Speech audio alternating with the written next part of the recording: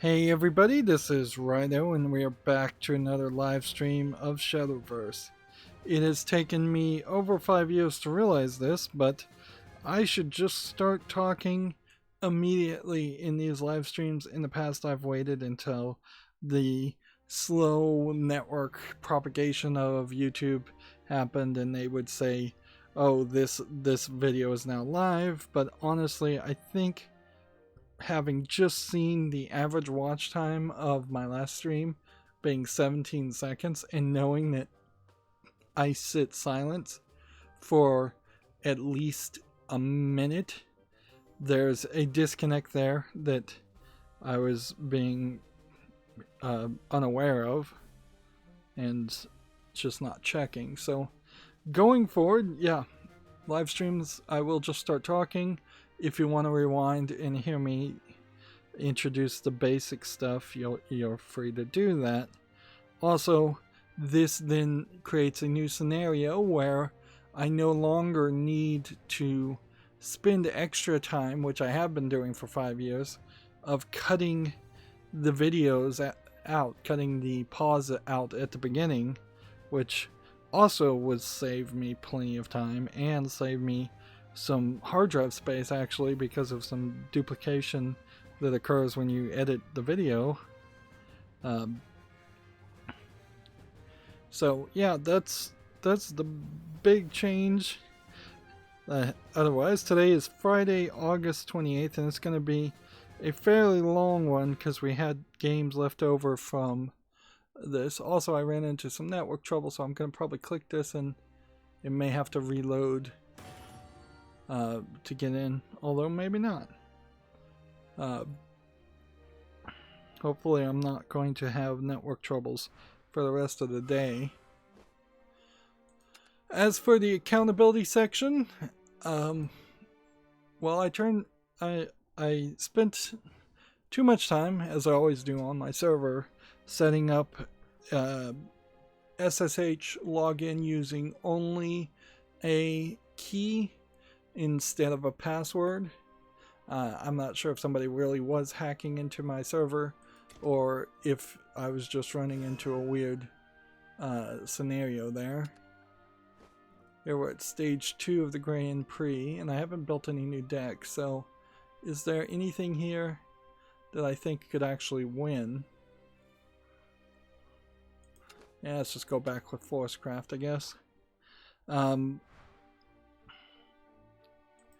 So yeah, it's not particularly a difficult setup, but it did run into a problem in that I used a key to do the SSH login. SSH is secure shell. It's just a way of connecting to Linux and getting basically like a DOS prompt. But in that, I was also tunneling a VNC connection, not to be confused with a VPN, although an SSH tunnel is very much like a VPN.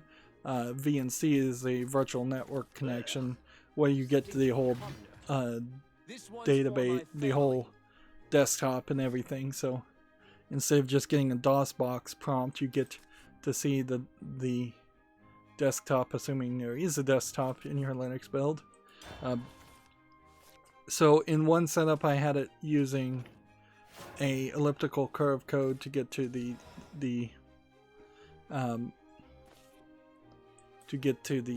DOS prompt, but then the Android app I had that got to the desktop wouldn't allow me to use the elliptical curve code, so I had to create two keys, one that is a non-elliptical curve code, and let it work through that for that prompt, which once the software gets updated, I'll get rid of the second code. Still, it is way better a system than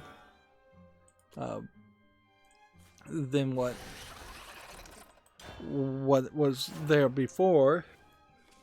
And the reason why you want to send your desktop, your VNC, through an SSH tunnel is because the maximum password length for VNC, because it's such an incredibly old technology, is only 8 characters long, so it's it's just instantly hackable, basically, and so you don't want that available by itself. Kind of in the same way that VPN works, is that there's definitely probably things that are more vulnerable that you could secure up by going through a VPN, assuming the VPN is secure and good, which is often a questionable thing in itself. The video game stuff I did in the accountability section is I've been playing Shantae and the Pirate's Curse, and yeah, for a 3DS platforming game, it's a 3DS platforming game. It's not bad, but you definitely have to be aware that you are playing a game with nostalgia goggles on, and you're not going to have a modern experience. There's definitely some sections with where checkpoints would have been a lot more helpful. There is also a problem on Steam with the game itself. So, what does this do? Cards in both players' hands cost half rounded up. Oh, well, that made things. Whatever card is added to his hand, its cost is half rounded up. Alright, well, as much as I might enjoy that, let's ruin whatever strategy he's working on. Help me, fairies. Help me, fairies. Stay away. But enhance, I don't think would work, because if it would have worked, it would say 4 right now, wouldn't it? So, yeah, it doesn't affect enhance cards. Good to know.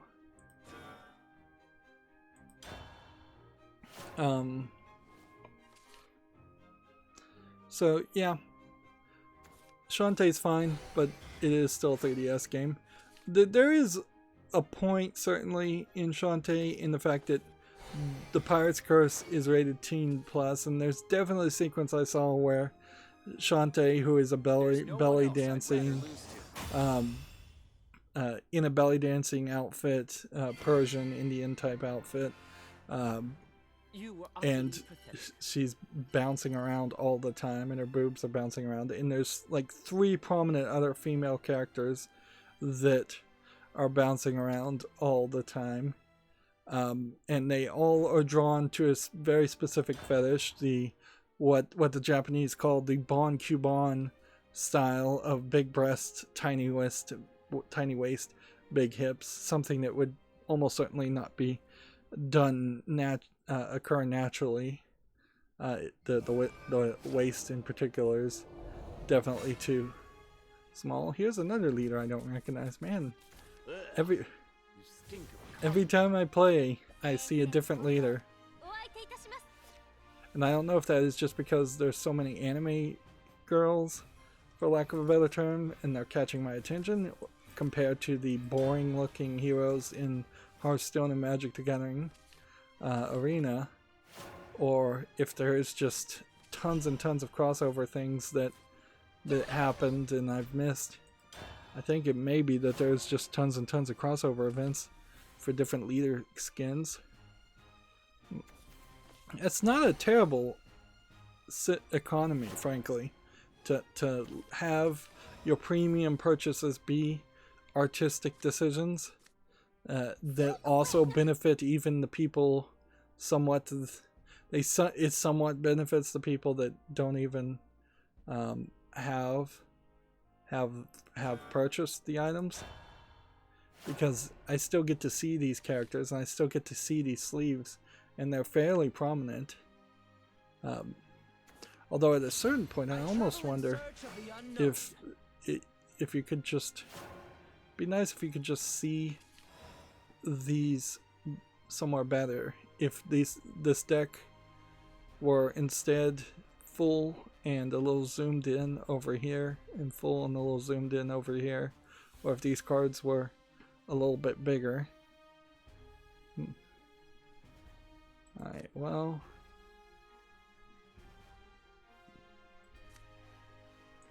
I'm just gonna do this because I'm not gonna make enough progress otherwise.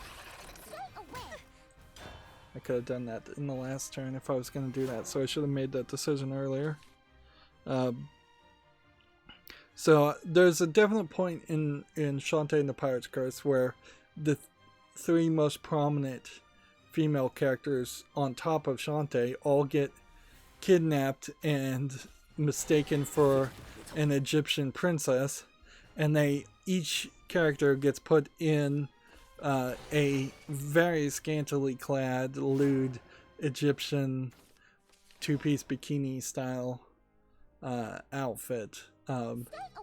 They called it they referenced it to a slave princess, and I'm like, what do they mean by, no, not slave princess, space princess, and I didn't even get what they were talking about. And then I thought about it for a second, and I realized, oh no, they mean the slave Leia outfit. And yeah, it is somewhat reminiscent of the slave Leia outfit, although it actually covers a lot less skin. I would say you've got another 2 or 3% more skin exposed in the outfits in this game. It is important, I think, if you haven't seen Shantae, though, to also mention that it is flat images, flat 2D cartoony images of characters. It's not a hyper-realistic 3D girls, which that might make a slight difference to people in the description. Also, the vast majority of the game, they are just tiny little pixel images that you would use, you would see on the 3DS, and it's only at the conversation points does it zoom in like a visual novel. Bad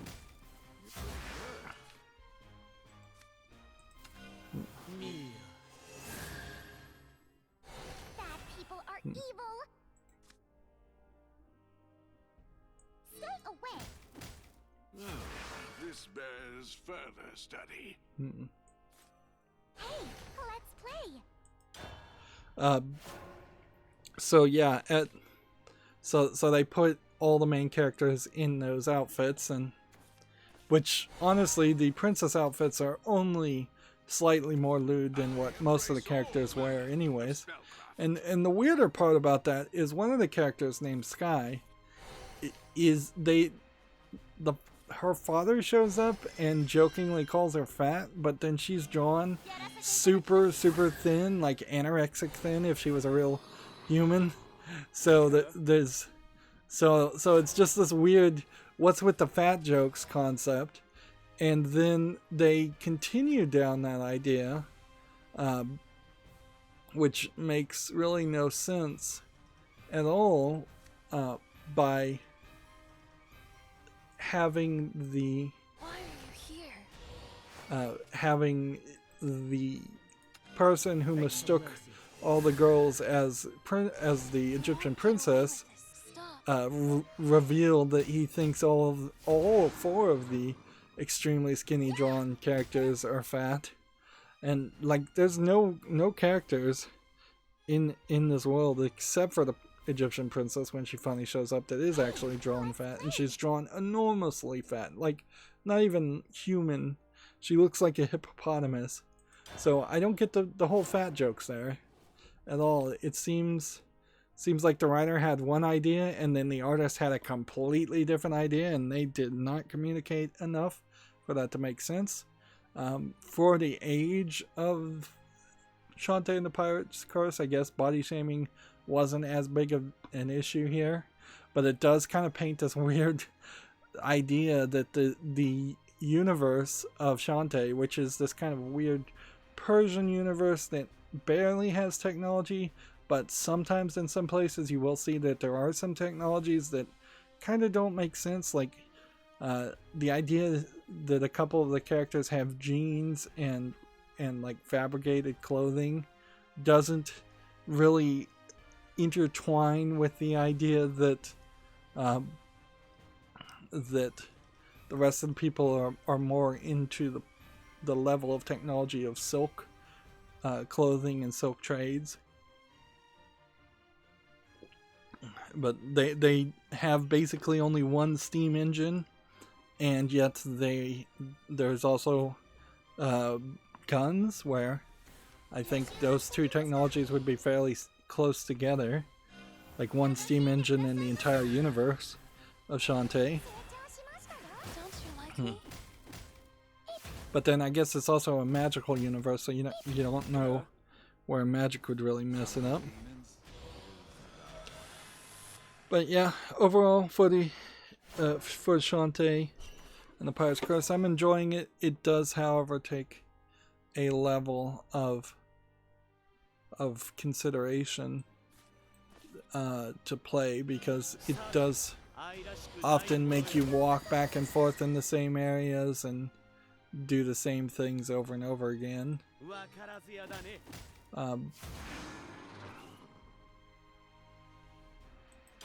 So it's kind of grindy, kind of repetitive. I'd say it's more repetitive than even grindy. I accidentally got stuck in a section. Actually, it's the same section where you're kidnapped as a princess and they lock you in the princess's quarters. You have to escape. They've taken all your weapons, so it's a stealth section.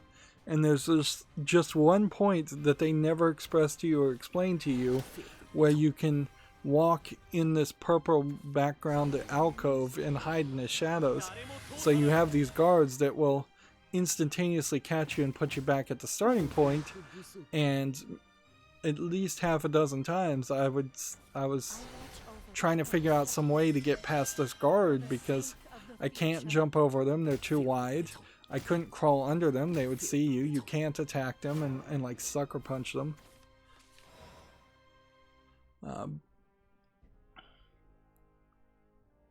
Alright, is there anything this would save? To the ends of the earth.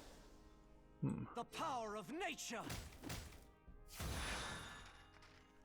Let's see. I can only play this if something evolved, so I can't play it, so I've lost. Hey, let's play. So yeah, that was fairly frustrating to have a stealth section where all they really needed to do is have Shantae start talking to herself, and there was definitely a point where she says, "I can't let these guys see me." If she had said, "I can't let these guys see me, or I'll be caught," that would have made sense. But at that first point where you get caught, you're not really wasting a lot of time. You're just going one screen, back one screen. But by the time you get to the point where you need to get into the shadows of the purple alcoves, you're 5 or 6 screens in, so you've spent a good 4 or 5 minutes at that point slowly, stealthily working your way around other obstacles just to get caught by a concept that they didn't tell you about. And the rest of the game doesn't really tell you or foreshadow or explain how to solve other puzzles and platforming sections, but they tend not to be problems. They haven't been problems up until that point, because you either can easily assume that you just don't have the ability that's needed, and move on, or you can try a couple things and then realize you can't do it, or you figure out what you need to do if you can actually do it.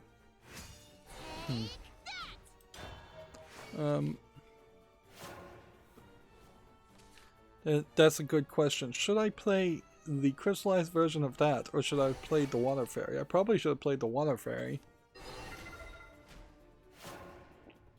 Yeah. Because then the Water Fairy would have been able to attack this turn. There would have just been more to do. Hey, let's play.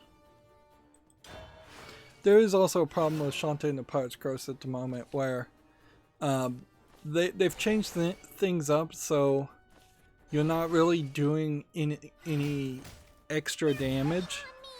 So you have this gun that does 1 damage, so you can far away try and kill something, but most things have at least 10 health.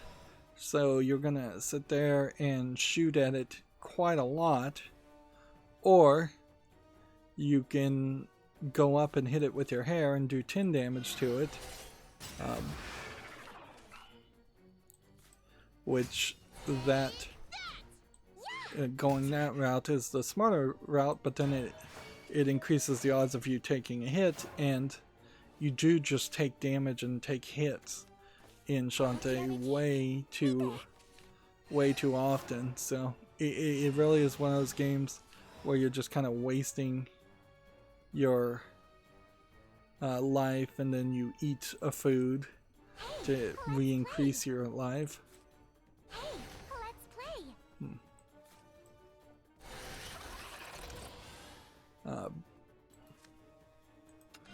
Which I don't feel like that's the best way to balance your game, where there's just a ton of cheap shots in it, and that's one of the things is, as I was fighting one of the bosses, there's just places where you absolutely will take damage, you absolutely will get hit, and they've put in things like auto potions that are like fairies in Legend of Zelda, so you won't immediately die if you take lethal damage, but they aren't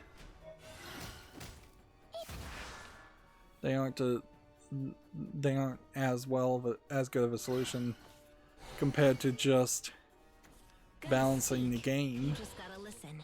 And then at 59 hertz, running the game at 59 frames per second, the platforming and the time sections, I haven't run into any problems like I did before, but it is still really ridiculous to have to spend probably a good 20 minutes exiting out of a game, seeing if it should be run at 30 frames, seeing if it should be run at 60 frames, having to even have the knowledge to be able to go into the NVIDIA control panel. And I don't even know what you would do if you weren't using an NVIDIA graphics card, although maybe you would find that is just not a problem if you're not using an NVIDIA graphics card.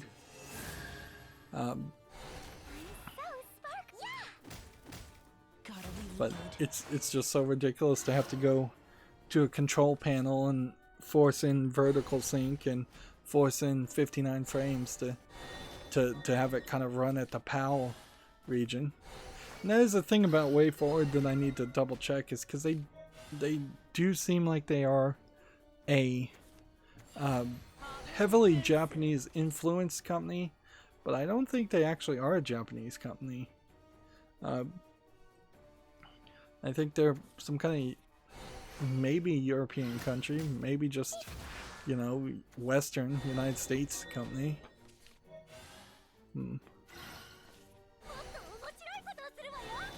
Let's see. Playing the same old Puddlecraft technology.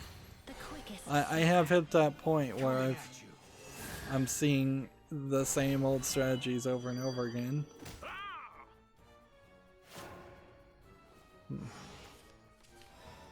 Alright, well, let's see what this does. The stars pale beside me. Alright. Now let's see what that does. My beauty will so vile you are. That saved me one turn, but there's no penalty for his ability. All he has to do is evolve and get one more damage. Now the fight begins. And he'll win. And this will do 6 damage if he has a certain number of shadows. 30 shadows. I don't know if he has 30 shadows or not.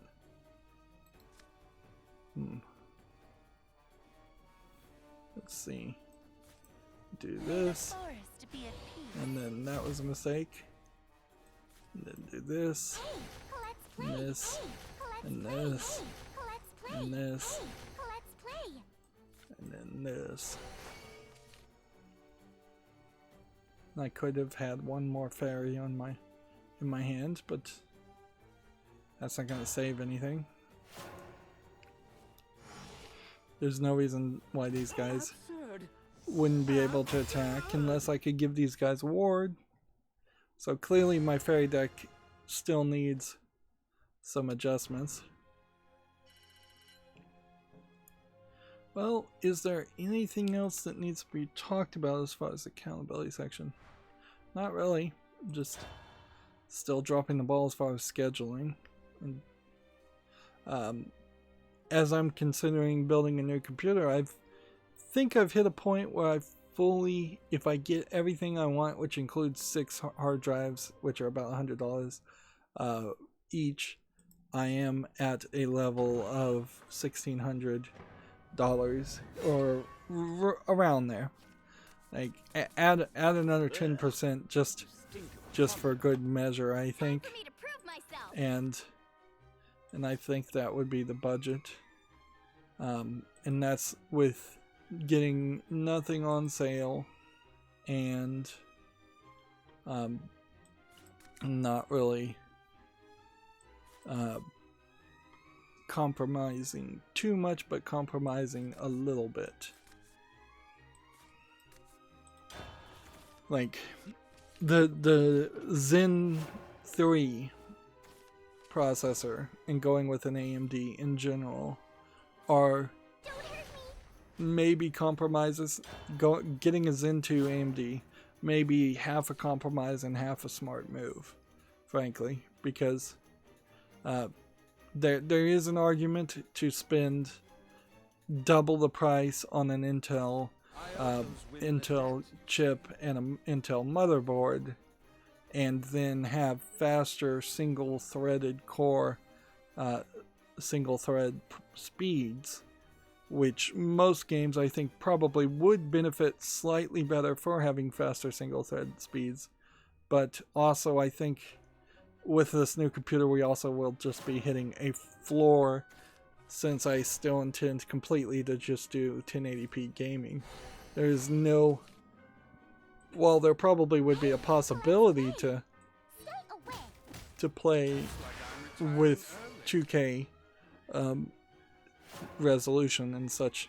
There's not enough hard drive space that I would have, nor is there enough bandwidth in my internet to try and upload those kinds of videos. So that's just not a reasonable, attainable goal to get above 1080p. And let's face it, the vast majority of people that are going to watch these videos or play these games are going to still be playing them at 1080p anyways.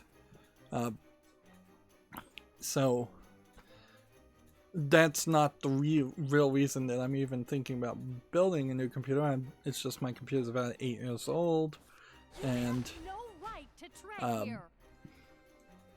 it would be some wise to swap it out and try and get some more use out of my current one as a secondary backup server, which is the reason why I want to get 6 hard drives there. Actually, I think I want to get 7 hard drives, so that probably is another $100 that I didn't run the numbers correctly for.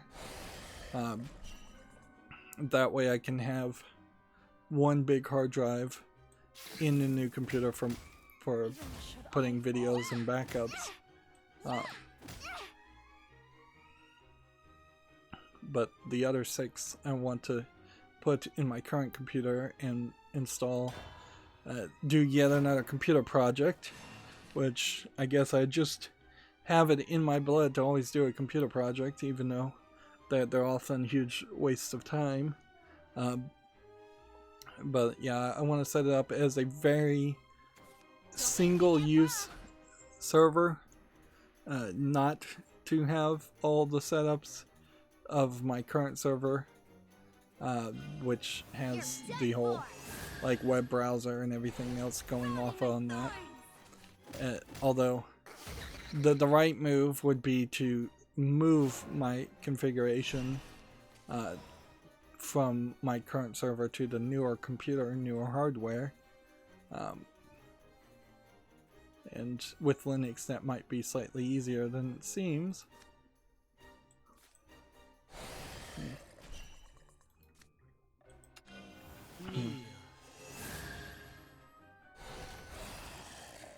Yeah, why would I want to do that though? This is way smarter. Just do that. Do that. No, there's no reason to have done that. Unless he runs he plays a 5, they can attack. Or it's a 4 that could have attacked.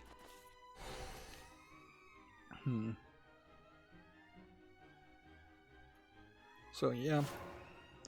The ideal move would be to move over my current setup to the new hardware. Probably just clone the hard drive, the SSD, to the new one, and then once everything seems like it's working fairly well, set up the other one. But I don't know if that's the way I want to do things either. Like, the idea in part is to get a fresh start, and I don't know if I'm giving myself a fresh start in that idea. This evergreen sword will cut through their ranks. Beg for mercy. By the light of the forest. There we go. Whenever an allied follower evolves, summon a wisp. Oh, yeah. Oh, come on. Nice. Think we've got that. Alright, and no more lollygagging around. Let's start covering the news and getting through this. There is quite a bit of news, and Gamescom happened, the German E3 equivalent. You were utterly pathetic.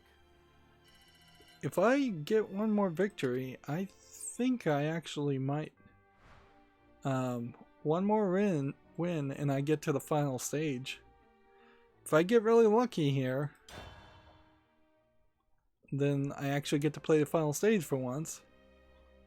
I also found that I have these Audio-Technica M50s, I don't think they're the M50X headphones, and the headband is messed up, but the headphones themselves are fine, and the cups on them, the little cushions around the ears, are fine. So I was thinking of maybe dropping down to the M30Xs, which I think the difference really is not in the speakers technology at all. I think it's just in the headband and the physical hardware of it. So instead of doing that and spending like $60 on headphones to replace headphones, which then I just have backups that I probably don't need, then the idea, there's a $10 little zipper piece of fabric you can just put over the headband, and in retrospect, had I known that the headband, the fake pleather on that was going to crack and wear away after so many years, and it's lasted a lot better than the chair I'm sitting in. I swear the pleather chair I'm sitting in now is like a cheap office chair, and in all fairness, it's been sitting around for probably a decade and not been used. But as soon as I started using it, the pleather on that has peeled away instantly. Like, to the point where I was starting to wonder if there was something toxic about my own sweat or something, that it was peeling it away so well. Like I've turned into one of the aliens from Alien or something. But yeah, $10 for a little zipper over the top of the headband is a smart move, particularly if you are using headphones that you're going to check out and give to somebody to use in a scenario, and then you're going to either remove the zipper and put a new zipper on it after several months and wash it,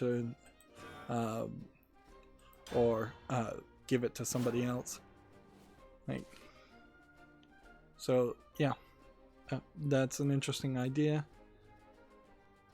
certainly, particularly now in the time of trying to be more clean. I imagine if you were taking alcohol wipes and wiping down the fake pleather on headphones, you could break them. And yeah, the headphones are fairly expensive, but they do work nicely and they feel nice on the ears. And if you're gonna do 3 to 4 hour live streams like I do, you do want a certain level of comfort there. You don't want it to get painful, and very rarely have my headphones ever been painful. I think only when I had like hearing problems, like clogged ears with clogged earwax and things like that, or allergies or something. That's the only time I've ever had any problems with the headphones. So yeah, pro tip there, get a zippered cover, and probably look for some other kind of cover you can put on the pads that go on headphones. Let's see. Do this. The forest abandoned me. And then do this. Hey, let's play. And then do 1, 2, 3. Stay away. Stay away. They're picking on me. They're picking on me. Help me, fairy. So let's start going through these games. Here we have one called Hero Hours Contract. What kind of game is this? It looks like a unique art style, but I cannot tell if it is kind of a placement RPG or just a standard RPG.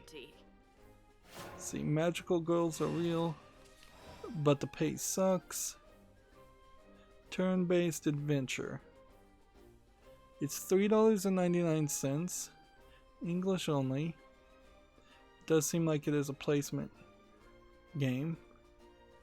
Well, yeah, this looks intriguing enough to get a follow, and I'm gonna try and move through these things very fast.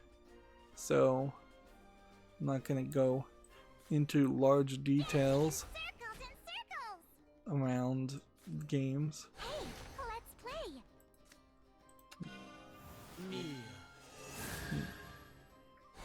I walk my own path. Just don't. This, and that, Let's play. and in the turn. Gamma Sutra has an article. Mobile Studio Colossi gains nets. Well, Colossi Games nets $650,000 to fund its debut title. Nothing more needs to be said on that title. Better than in the cradle. Do we have someone on the chat? Yes.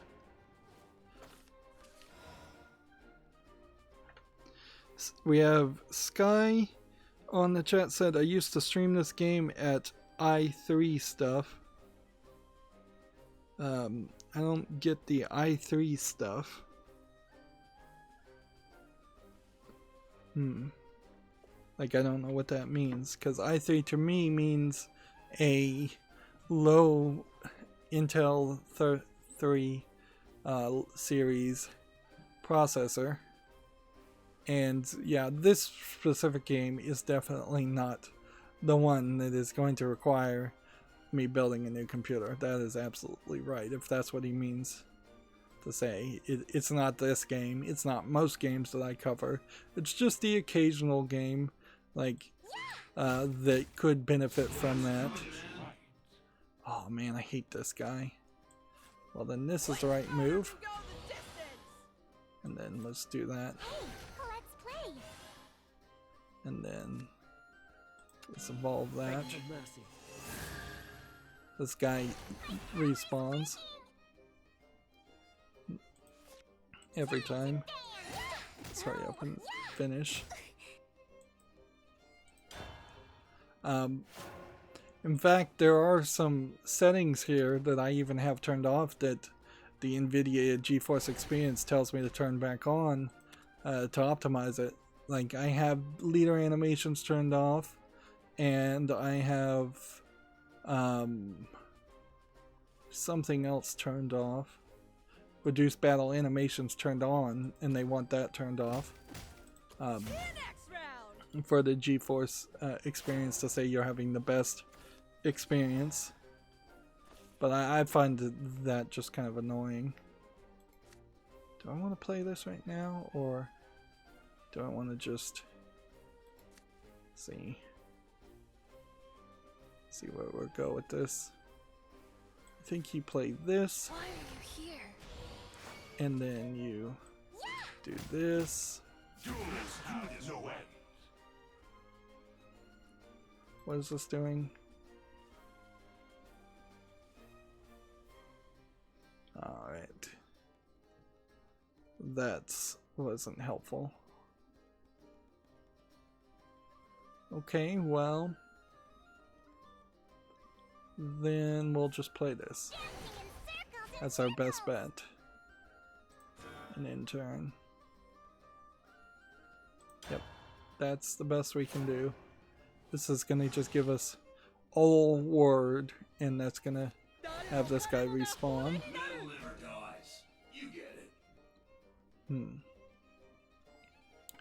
TechRaptor has another article here. Wholesome snack recipe updates on super cute indie games. So this is talking about a game called Wholesome Snack that I think if we jump down, we will see Don't you like me? is not out. Or actually, there's no game I think actually called Wholesome Snack. I think it is a combination of games. One called Snacko, one called Garden Story, one called Lonesome Village, one called Lemon Cake, one called Button City. These are all indie games that they were trying to do. All of which are coming out on Steam by the looks of it. Well, actually, I think one of them is only on itch.io. I'll say just check out this article if any of these games look interesting. I don't think any of these games are actually out yet, so there is also that to be a factor. Let's see here. Hey, let's play. And here. Let's play. And in the turn.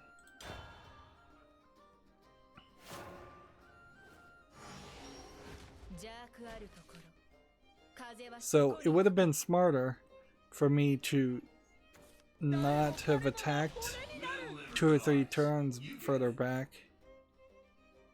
Does this guy always have ward? Yes, he does, but I can take him out with this. Let's do this right. I won't let you make us cry. Yeah. I also tried a slightly different filterization concept today. Since I knew I had a bunch of games, I skipped some news things from Gamescom that that I kind of knew already were not things that were going to be that interesting. Alright, well, this, and then this, Not one for pranks. and then this, and this, Let's play. and that. Let's play. Time to dance. There.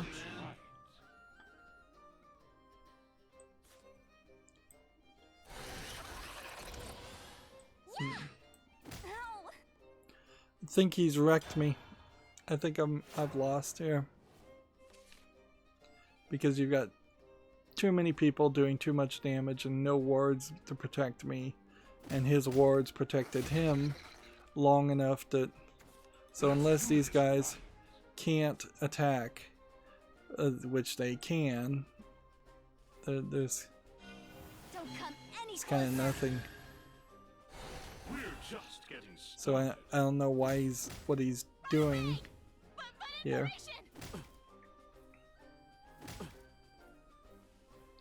you should be able to win unless this can't attack. Absurd. Absurd. I've noticed a couple of games have been listed as free in...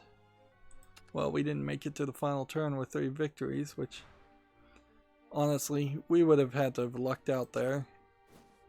Eventually we will luck out and get to the final stage, but yeah. I probably also missed a bundle here, and I almost certainly missed a thing here also.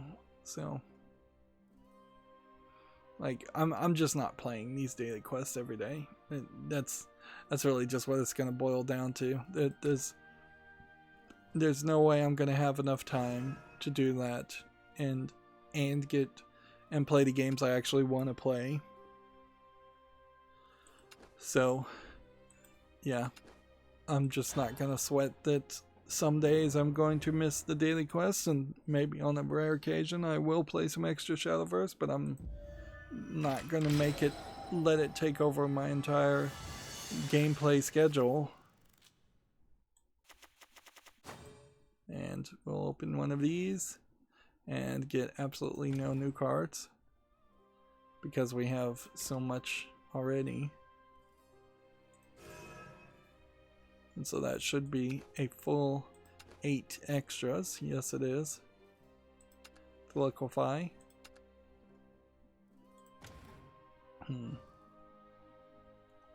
This game is fairly nice though, as far as forcing you to well, not forcing you, but just letting you play. And I'm still trying this Bloodcraft deck. It is kind of working. It is occasionally getting me victories. So but I definitely would have benefited from doing another deck rebuild, and on Monday we'll do a draw 6 and we'll think about, I think either Prologue or Havencraft would be probably good decks to that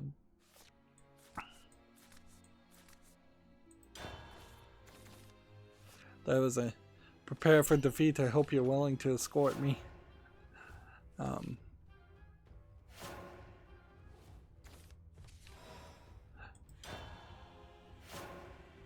Yeah, Portalcraft or Havencraft probably good decks to rebuild. Also, I think Shadowcraft would be a good deck to rebuild. Dragoncraft deck is probably not great. Alright. This is my home. That was the wrong card. I wish I could undo that. I should have played this. But whatever.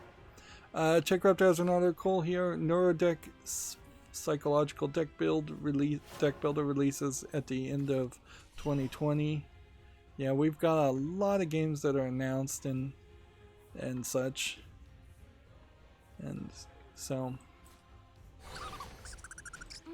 Juicy. a lot of things to talk about. And mostly I want to more focus on actual reviews. So you have here from Tech Raptor, Raji, an Ancient Epic review. This game has been on my radar for probably a year and a half, in that it looks like it actually is an Indian game made in India, which there haven't been any major embraces in video game programming in India, and I think that is mostly coming down to the idea of I'll show you something them nice. just not having enough government support for that, and more than anything else, I would say. I can devour your dreams. Ouch. Like- Juicy. I wish maybe you could turn off some sound effects, because this one going juicy every time is a little over the top. What does this mask do? It gives your hero no damage for 5, so it's basically giving yourself 5 extra things. You can't stack it, but you could certainly play multiple across multiple turns. I'm powerless for now.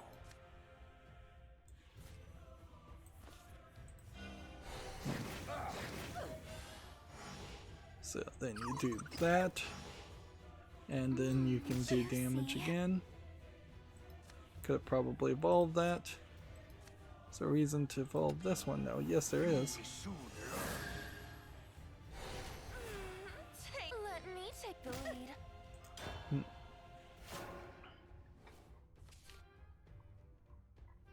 So apparently in Raji you're saving your brother. I wasn't really expecting cutscenes to look like this, but that's different looking. The real question though with Raji, since it is kind of the first Indian game, I wouldn't be surprised if it is very much just a Unity, almost walking simulator game where you'll walk from point to point and just have some battles. Here we see a giant snake. I don't think you're going to actually fight that. I imagine you're going to avoid it. Says they've given it a 7.5, which is, I think, outstanding progress, frankly, considering, like, just keep in mind here that the concept and the idea is this would be their first effort.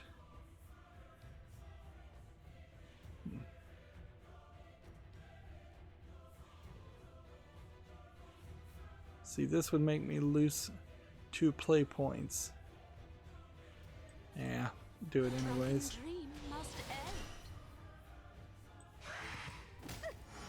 What a troublemaker! Juicy. Should have evolved something, but I didn't. Whatever. So they gave it 7.5. Raji, an ancient epic, manages to bring a distinctive Indian perspective to a conventional action-adventure spectacle. Prose, beautifully realized ancient Indian, aesthetic, enjoyable puzzle and platforming challenges, memorable boss battles and set pieces. Cons are occasional imprecise combat, and the Hindu myth telling felt intermittently forced. So, yeah. There's, I guess, also perhaps a slight bundle in a slight thing, certainly, that will run into almost any Indian game, is that they probably will first think about putting Hinduism into it, and that while that is the vast majority of all people in India, it's not the true belief in every Indian's heart, in the same way that while the vast majority of people in the United States may be Christians, it's not truly the belief in every single person's heart in the United States. And if every single game made in the United States spouted out straight up Christian dogma, I think people would be fairly bored with that fairly quickly. Powerless no more! What a troublemaker! You need to hurry up.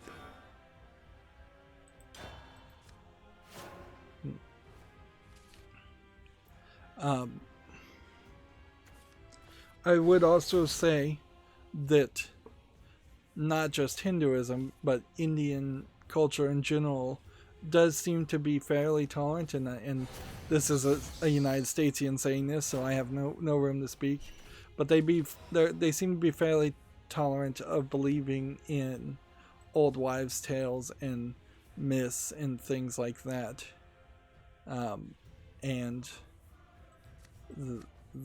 they even, like, the Prime Minister, if I recall correctly, of India is like a heavy into what they would call the woo-woo kind of ideas, and believing in just old wives' tales and basically witch doctor equivalent of medicine.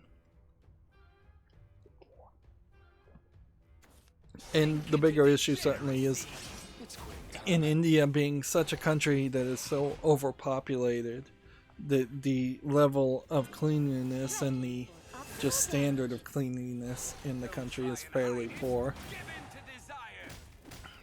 But that has nothing to do really with Raji. However, when you start to look at like Middle Eastern countries and India, which is an Asian country, you run into a problem there where if all the games are just propaganda at a certain level to push ancient cultures or cultural identity of those countries, they'll get very boring very fast. And the Japanese style of games from a Westerner's perspective are kind of a great example of that, in the sense that the really Japanese games, the ones where you're playing shogi, the Japanese chess, the ones where you're doing like Twilight, Romance of the Three Kingdoms, the ones that you literally can't localize at all because it's just too complicated.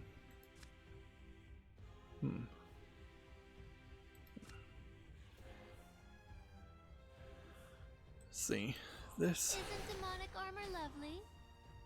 And then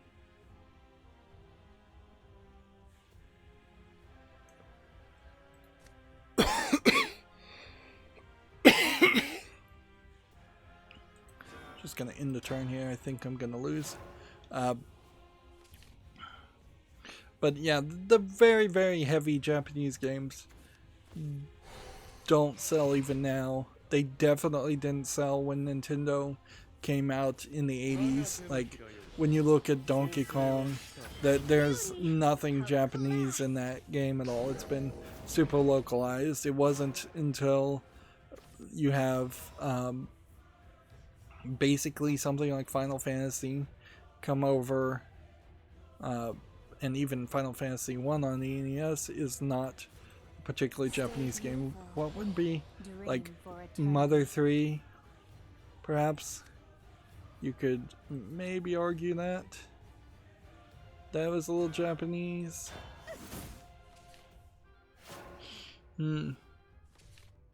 Shinobi, maybe in the arcade, is Japanese, but then the ninja concept was fairly popular, brought over by like spaghetti western style ninja, well, not spaghetti western style, but ninja movies. But yeah, Shintoism and Buddhism in particular never really prominent in any game that's localized to the West. Not that the Japanese particularly take Shintoism or Buddhism very seriously. 777. And good luck. Speaking of myth and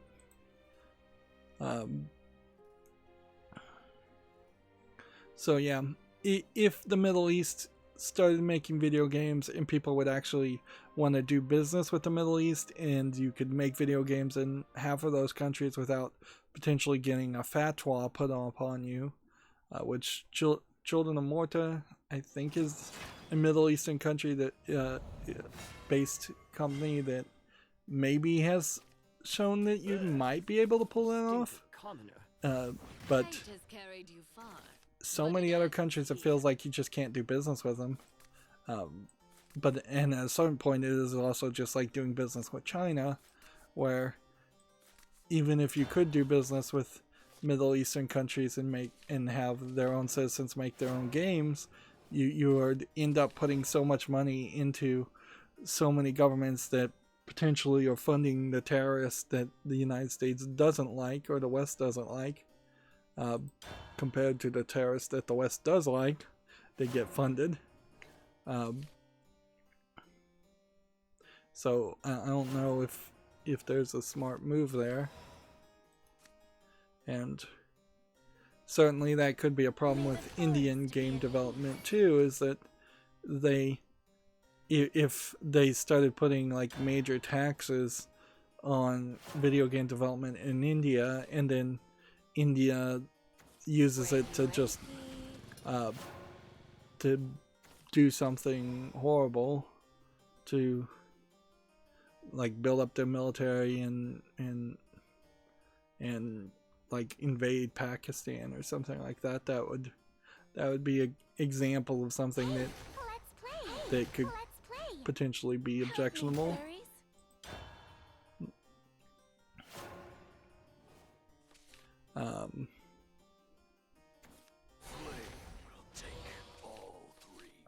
Assuming they were unprovoked in that case, and almost certainly that would be an instance. If India and Pakistan did get into a major conflict, you'd never be able to tell who started it. No more corpses. Help me, fairies. Anyways, I don't really have time to... Man, I'm already an hour in. I don't have really time to speculate and ramble. Let's move on. We have a game called Sabirz, S-B-I-R-Z, I don't even know how you'd pronounce that. Brings pikemen and roguelike mechanics together. Sabirz. It's almost like Espers, E-S-P-E-R-S. People with ESP in anime. I do want to see a Pikmin game, not pikemen. Sure, so it's in development. That idea would be nice to see a Pikmin game actually on Steam, although I'm not sure that this is even a game being designed to be for consoles, or if this is just a cell phone game. And at a certain point, I'm not sure Pikmin, even as a game concept, actually works without a lot of polish on it. I think that is part of its issue, is that it is a product that Nintendo has managed to make successful in 3 Pikmin games, and nobody else has been able to copy. Shutting down. Shutting down. Yep, and I'm looking at the video here, and it definitely does look like Pikmin.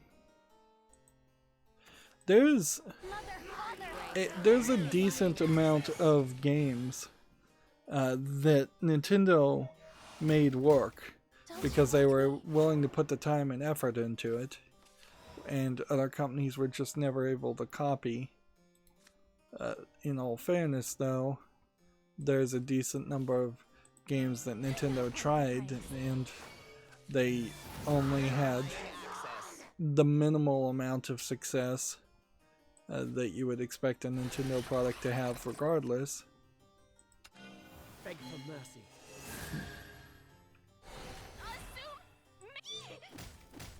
Shutting down. Moving on, TechRaptor has an article here. Inten can tech support can't hear you scream. So this looks like a game where you're playing as like a repairman of some sort. These are the kind of articles, though, that don't have release dates, and these are the kind of articles that I tried to kind of curate today. And I think going forward, if we start to get bigger amounts of news as we move towards the Black Friday video game time. Let's see. Let's go ahead and play this. And then this. Hey, let's play. And then in the turn.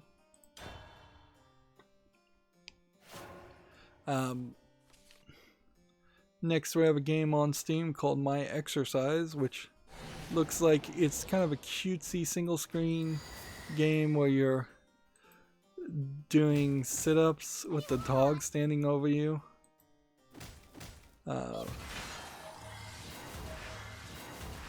But I think that's pretty much all the game is, too. I think if there's anything more to it than that, it's just a joke experience for $2.99. That's a little too expensive. Is this from the same developer as plug and play and kids, because those were kind of like weirdo joke games also.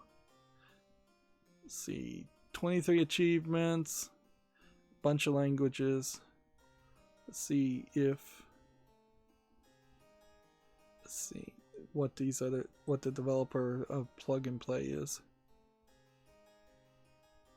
No, it's like a different company.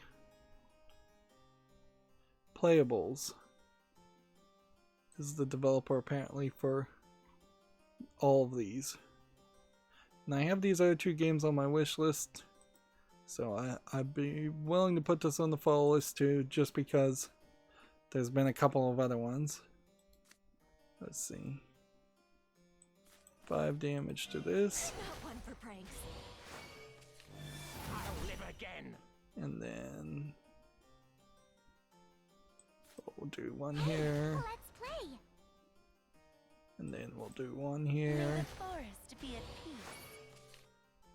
All I'm really doing right now is waiting till the 10th turn. If I survive to the 10th turn and have somebody that can do 6 damage combined, I can win. Run away! That's the if. Of course. Mother, Here we have a Gamatsu article, 3D platforming Hyper Team Recon announced for basically everything, I'm gonna which rest for a bit. kind of looks like a Paper Mario game. But this is also another one of these articles that is not giving an actual date. Shape-shifting aliens that do kind of a Paper Mario experience. And I guess the question would become, is there a real good game here? And there is some imagery here that does indicate there might be a good game, although this animation style does seem a little off. I will go that far. Yes. We'll guide you. I played that wrong. Don't hurt me. Hey, let's play. Hey, let's play. Hey, let's play.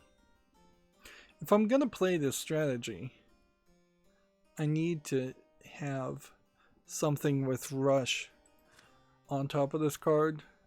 Something with Storm, not Rush. But I couldn't even play it at the same turn.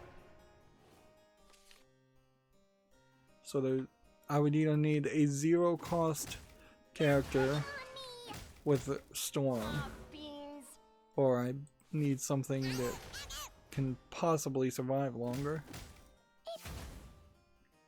And that's the thing about Shadowverse more than any other game I've played, or card game I've played, where the players will just try to keep the field empty, because the danger is on the field.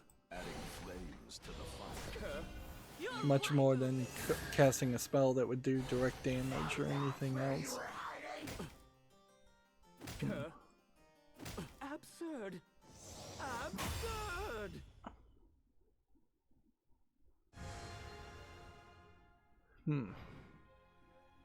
There goes my lucky score, which was not so lucky. This shows me for being ridiculous there. Let's just go through several different decks and see if we can learn something while playing these other decks. It would be helpful to me to reevaluate where the level is for these decks. My blossoms will reflect in your eyes. I probably missed 5 chests, and at least the 5th chest each day does seem like it gives you a gold card or better. So there is this system when they're giving out these reward chests where I should have played every single day. I just don't have time for it. Next we have a game on Steam called Wyra and Tasca Against the Mastery of Gravity. This looks like a platforming game. Is it a frustration Super Meat Boy platforming game. Not by the looks of it. It looks like it may be more of a adventure puzzle platformer. So I'm going to put this on the follow list. It's $11.69 early access. Full audio in Spain Spanish. You don't see that too often. English and German as a language combination. And yeah, if you told me this was a Spanish artist style, I would believe that, because that definitely doesn't strike me as a more North American art style. North America, including Mexico, but not Spain. So important to iterate that, I think, a little bit when saying a Spanish style game. Next we have a prologue here. I should have curated these out. This looks like an RPG. Could be an RPG Maker game, but it does seem like they're trying to emphasize the art a little bit better. And interestingly, here you have an anime boy, when so often it is just anime girls after anime girls. And a significant amount of these RPG Maker games actually have adult content that is just like removed for the Steam version. So at that point, there's really no reason why you'd even want to play the game, because that was their only focus in making the game in the first point. Let's see. That was a mistake. I gotta get that card out of that deck. Why do I still have some of those in that deck? That is a terrible card to play. But prologues are just demos, and they were seemingly heavily encouraged to make demos by Steam, game developers were. And I don't know if there is perhaps some in the background encouragement by Microsoft and Sony PlayStation to do the same thing. I wouldn't be surprised if there is. I mean, magic and chic, it just makes sense. Let's see. Verifying access. So, yeah.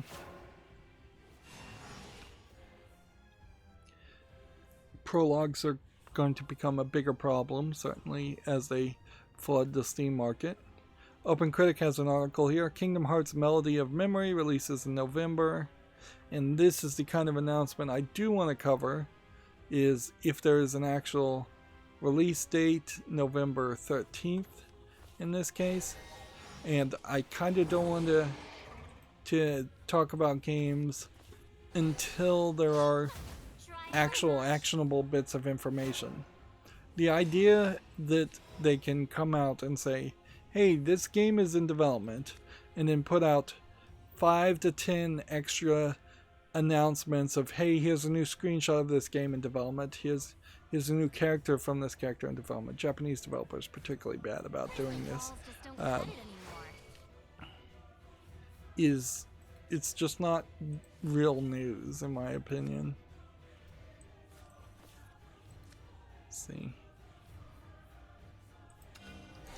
Darkness on this plane.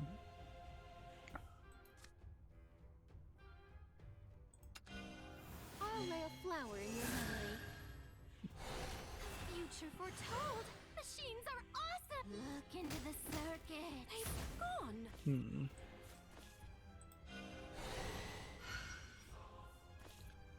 Let's see. This guy can get cheaper, but he's too expensive at 8 for all the spell boosting you're gonna have to do.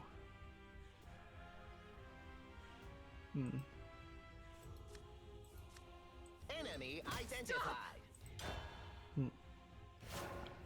OpenCritic has an article here. The PlayStation Plus free games for September have been revealed. What are they? It's 2 games. I think we may have even talked about them. The first one's PUBG Battlegrounds. Yeah, we talked about the second one is Street Fighter 4. I don't want to talk about Street Fighter, but I do want to talk about a fighting game that has come out, and that's Streets of Rage 4. It didn't come out anytime recently, but I did just spotlight Streets of Rage 1, 2, and 3, which were Mega Drive games. And yeah, I think they are B-tier versions of those kinds of fighting games, in the sense that I don't think they're particularly the best choice if you wanted to play a fighting game. How's this? I don't To think the they're depths of the abyss. particularly the worst versions of fighting games.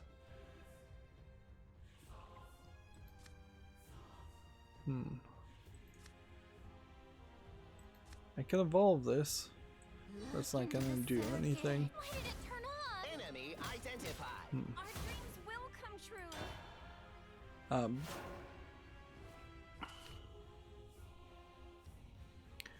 So Abandon your mortal yeah, lives and but be the free. fourth Streets of Rage game is a much more recent game. It's like a revitalization of the series, and it includes, I think, all the characters that were playable in the 3 previous games, and does a decent amount of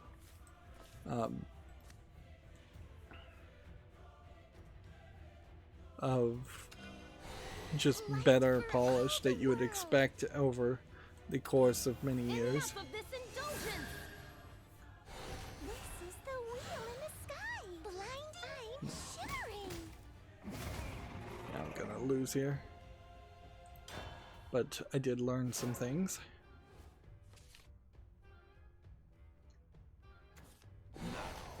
What I want to do, having learned more about Streets of Rage and seeing a speedrun, since the speedruns just happened of Streets of Rage 4, skipping through it. It is a beat 'em up game, so there's not a lot of reason to watch it all the way through, but what I want to learn from that is what is the one beat 'em up game to play, and in particular, what is the one that you can beat up cars in, because that's the one I have nostalgia for. Get rid of that. Yeah. And then I also know that this one is useless.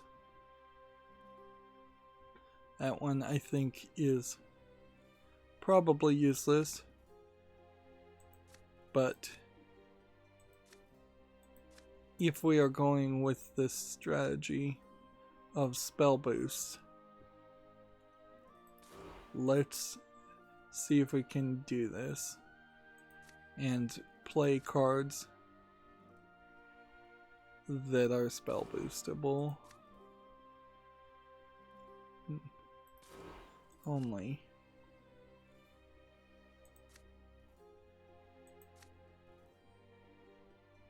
Let's see.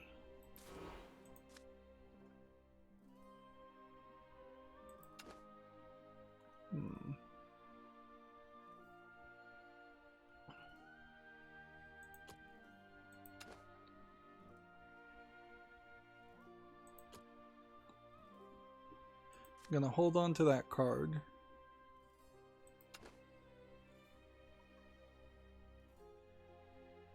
Hold on to that card. Get rid of that. Maybe hold on to that card. Get rid of that. Get rid of that.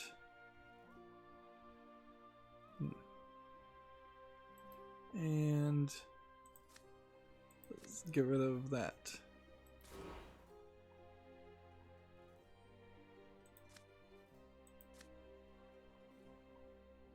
And this adds cards. I still want to test that. This I don't think is actually too good, but it's an invocation. This is probably not so good.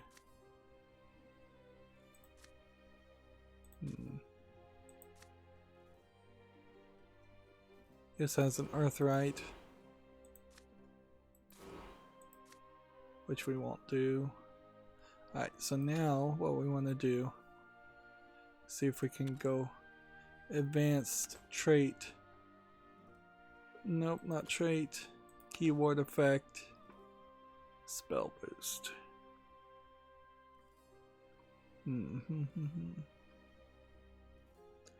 There we go, spell boost.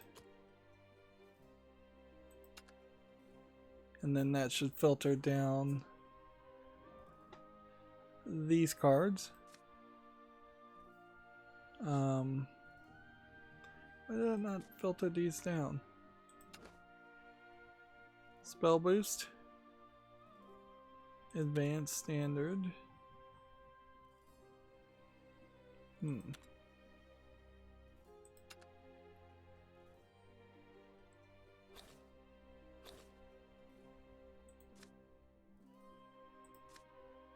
Like, these don't spell boost.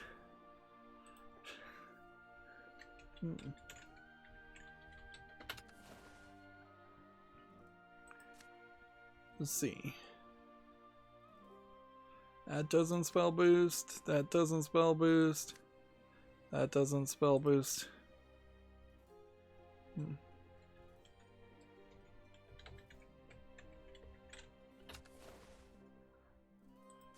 So their own filter system doesn't seem like it works. Spell boost a follower twice in your hand and he's a character. I'll take that. Spell post the cards in your hand. I'll take that. This one spell boosts your hand twice. That one just has spell boost in the name.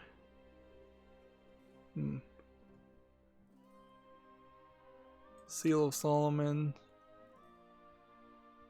Put one of the highest cost followers that cost X play points or less from your deck into your hand. Change its cost to 0. X equals the number of times the card has been spell boost. Alright. I'll try that. This is dealing more damage based on spell boost. This is subtract 1 from the cost of this card. This restores 1 defense to all allied followers. I don't know if we really need that. This would spell boost to summon more snowman. This would deal 1 damage to an enemy follower. Take another one of those.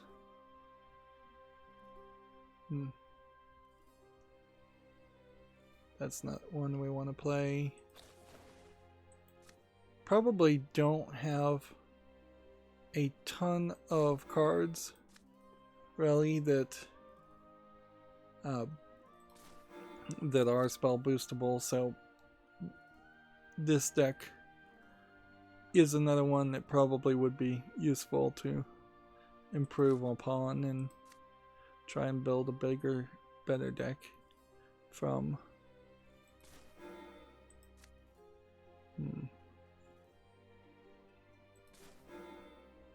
There we go.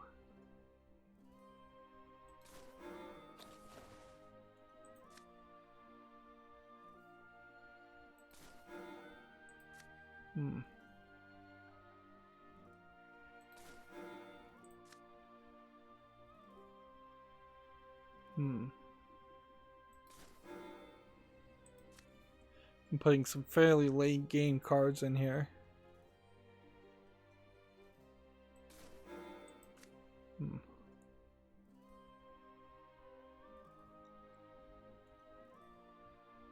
Alright. I need 2 more cards. So let's get something that's low. There. And that should be that. And give that a try. Next we have a game on Steam that's just Asian words. It's apparently called Tiny Vision. I assume that this is a kind of test demo by a Chinese company where it's maybe an escape the room puzzle type game. My blossoms will reflect in your It's light. early access, English is not supported, it's $1.33, it's Chinese, full audio in Chinese, no surprise. No big surprise there.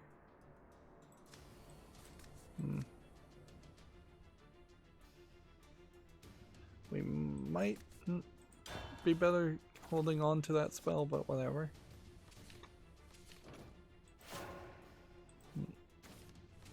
Useless. Got a free victory, and I'll take a free victory and take that reward.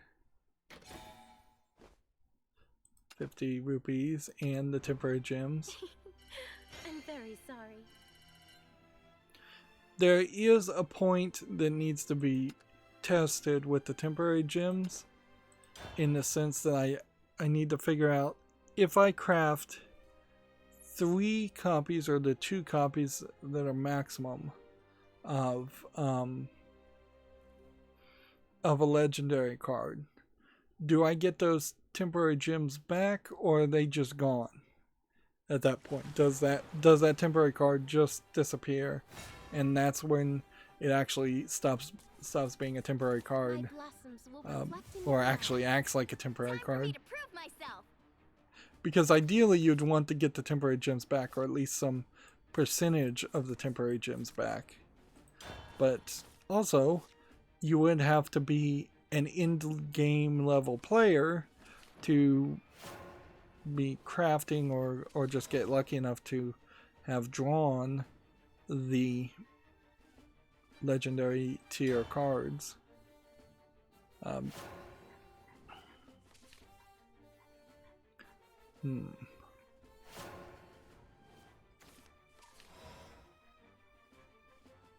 Let's see.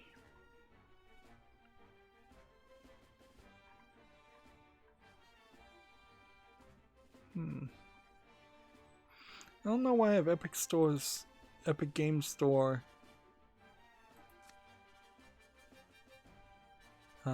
This Twitter feed up. Let's do this. This would do more damage. This would reduce the cost.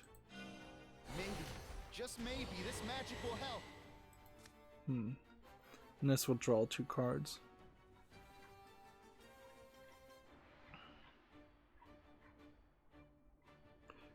Well, yeah, I can't tell. Oh, on the 26th they said the Epic Games Store now supports additional currencies and payment methods. They were investigating an issue preventing players from redeeming coupons, and they eventually fixed that.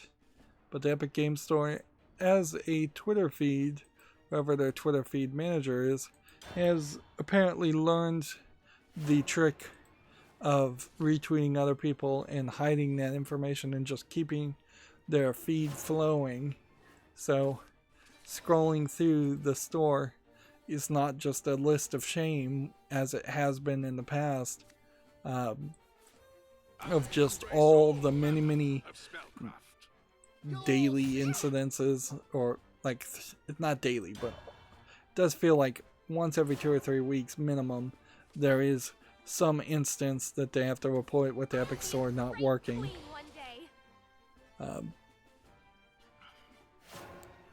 Next we have a game on Steam here called Turtle and Portal, which seems like this is probably a frustration, not platformer because you're playing as a turtle. It's probably much more of a puzzle game, or probably is also a joke game at a certain point, and I'm not sure I really could be on board with this joke, because at the core of it, it does look like it is just a walk from point A to point B and collect stars experience. They want $3.39. It says it's English full audio. It has 17 achievements. I'll be generous and put it on the follow list, but I suspect there isn't enough of an actual game here to justify it. Do we have anything here that would...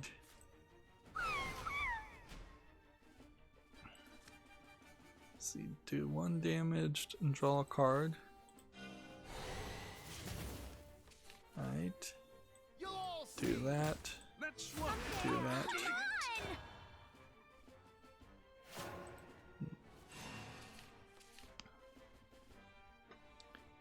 Gamatsu has Sega Ages Herzog Ziwi launch trailer. Sega Ages is kind of the new thing compared to Sega Mega Drive Classics, which was the thing I just looked at, where they're trying to resell the same old Sega games with putting very little effort to it, and I suspect also using open source emulators while not admitting to it. Here in this case they're selling it on the Nintendo eShop in Japan for 999 yen, which that's almost $10 relatively speaking. That's kind of expensive for a shoot 'em up game, a single shoot 'em up game. I watch over the course of history for the sake of the future. Let's see. Keep on moving. Sky Children of Light. Children of the Light for Switch has been delayed to 2021. I think this is a cell phone game that I actually played already, and it kind of, the experience kind of was ruined for me because you had to play it online co-op. People could just drop into your game, and so they were solving even like the tutorial mission before I could get around and look at the game and play it at the speed I wanted to play it. And I'm like, well, if people are just gonna run in front of me and snipe the wins effectively, that's not an experience that I'm gonna want to have. Alright, well, let's do this. And then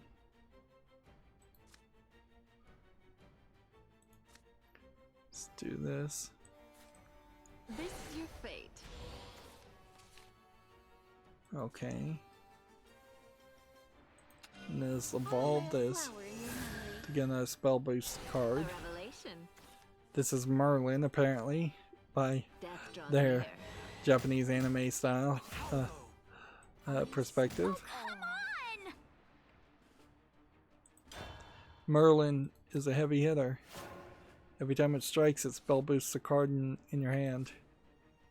So I've got like 3 cards here that could do major damage to enemies for 2.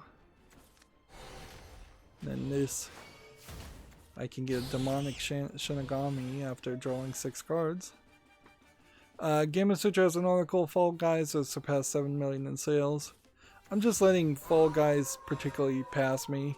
By the time it gets out of early access and is actually a finished product, I think people will have burned themselves out on it. It is clearly and obviously hyper popular, and if it looks interesting to you, I would say check it out and play it now while people still care.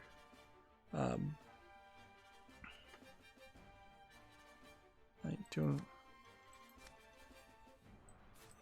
guess I'll just have to do this, or I'm not going to do anything at all.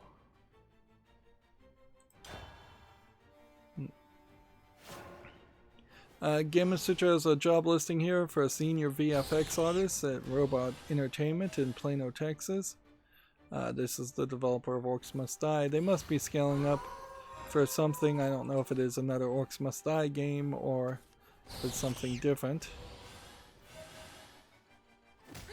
There's a blog here I might check out later if I ever have any free time, called Heavy Lifting Meta Responsibilities of a Game Writer, which I guess the question is what are they really talking about there?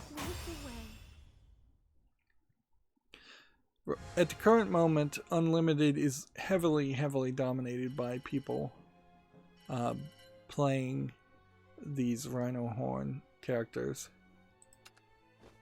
So I'm not going to inherently just say that the Runecraft modifications I made were bad. I think they actually were very good towards a strategy. And as I potentially open up more packs, there is higher chances of me getting more of the classic cards and This one's for my family. such. I guess you're looking for a fight. And so I can have more cards to potentially build a better deck. Let's see.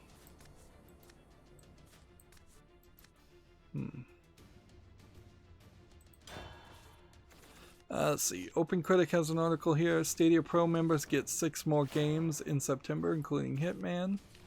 Let's see. Hitman Episode 1, Hello Neighbor, Metro Last Light, Redux, and Super Bomberman R. They put a nice little label there to tag them. So that keeps the amount of that article I have to actually read very low. OpenCritic has an article here. The special edition of Supermassive's Little Hopes comes with a cursed doll. I don't think we'll be seeing too many more of these special editions, collector editions, games, particularly of games like that where people don't even know anything about it. So why would there How's everyone doing tonight? why would there be major desire before you even played Little Hope, the first game in a game that can't even be a series because it's already part of the anthology series of Dark Pictures? Yeah. Like they for that instance, they should have they should have put a focus more on releasing that collectible 6 months after, or at least a couple weeks after the launch of the game, so people could have played the game and been hyped about it after that fact.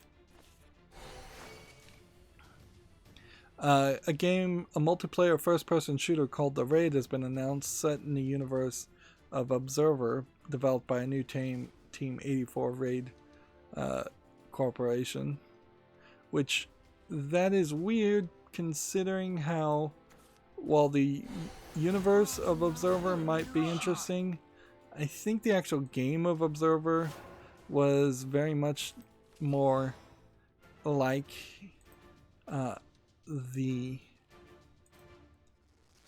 more of a walking simulator kind of horror experience. And I think the developers of Observer were the same ones that made the game about the painter. I can't remember the name. Whenever you play that, a card that originally cost at least 7 play points for the 4th turn and later invoke.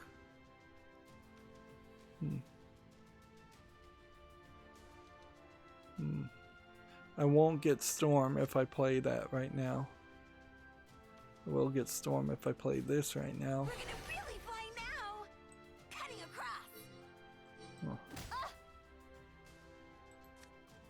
Bop and roll.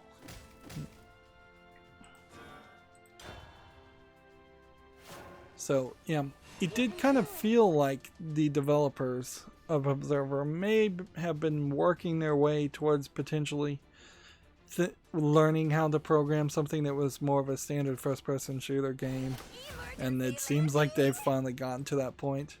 I think I may have said that in the past, and I'm not just dreaming this up and retroactively saying that I'm smarter than I am, but yeah, Observer definitely, right now, looking at it, if you were to see it, feels like a game that would have been a universe that it would have worked well with first-person shooting.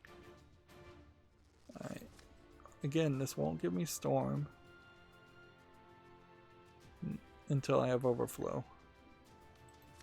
So I'm just gonna have to hit this as it is. And we'll just put that on the field. Do I want to evolve this and attack? No, I think that'd be a waste of an evolve. A game was announced called Sam & Max. This time it's virtual. Get some early details. Now, what gets me about this is it was Telltale Games that owned Sam & Max. Not originally. Originally it was owned by LucasArts. So either this game is being developed by LucasArts, which would be Disney, because they shut down LucasArts, and Disney had no interest in making games, last I heard.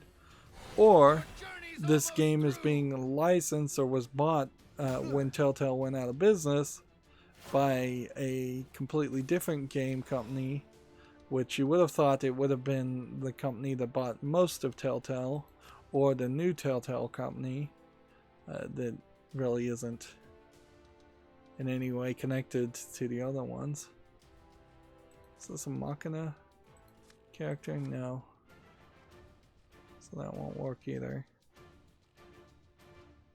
So I pretty much have to do this, and have to do this, No! and then Be gone. evolve this, and hit that. I failed. Then in the turn. And this will heal that. You can do it! So apparently this game is being developed by a developer called Happy Giant. It's supposedly the 20th Salmon Max overall. I don't know how you would get that count, frankly, unless you're just including every time Salmon Max has been re-released, because it really should be closer to the 6th or 7th Salmon Max game. There was 2 or 3 point-and-click ones, and then there was the episodic releases of Salmon Max by Telltale that were 3 seasons, and I guess if you took each of those 3 seasons and there was 5 episodes in each of those, you could get up to 15. And that would get you up to 18. That still leaves you with a couple short, and that's a weird way to number, because it's hardly like episode 2 of season 3 of a Telltale Salmon Max was its own independent game and was even playable independently,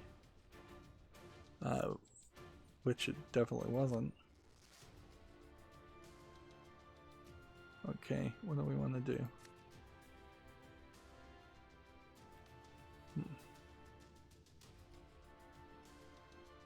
Alright, I'm gonna do this and this. Darkness on this plane. Bop and I'm roll. gonna attack here. Sploosh! I should probably just evolve this, but I don't want to. You can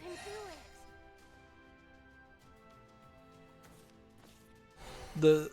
The problem here with this Salmon Max game, which was a part of the future show, which I think is just Gamescom, is that it's a VR game. So you've already got a niche series in Salmon Max, which has a niche comedic element, certainly, and then you're making it even more niche by making it a VR game.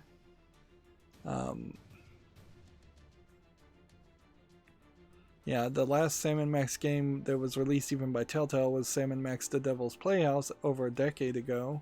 And honestly, I think there was another point in which, between the LucasArts games and the Telltale games, that we haven't seen the Salmon Max game.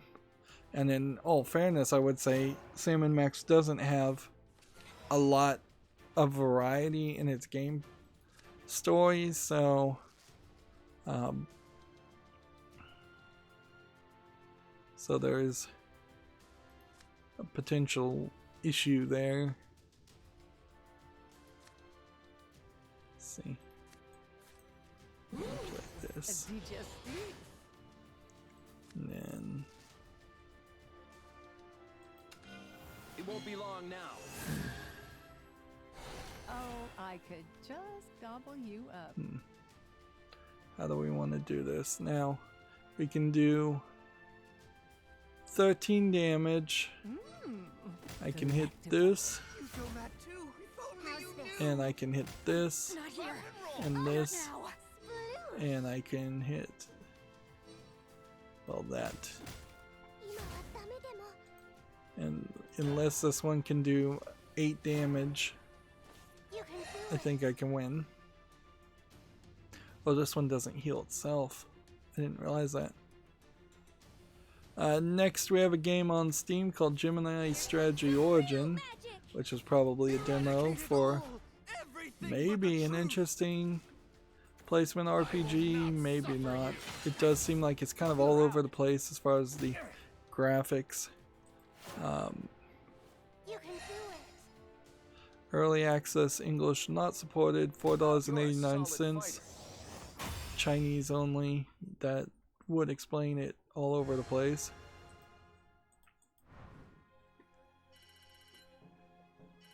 I don't know if there's anything I really need to change in the Dragoncraft deck other than I probably in general just need some lower level cards. There's a lot of high cards that I ended up playing there. Yeah, Gemini Strategy Origin doesn't sound interesting.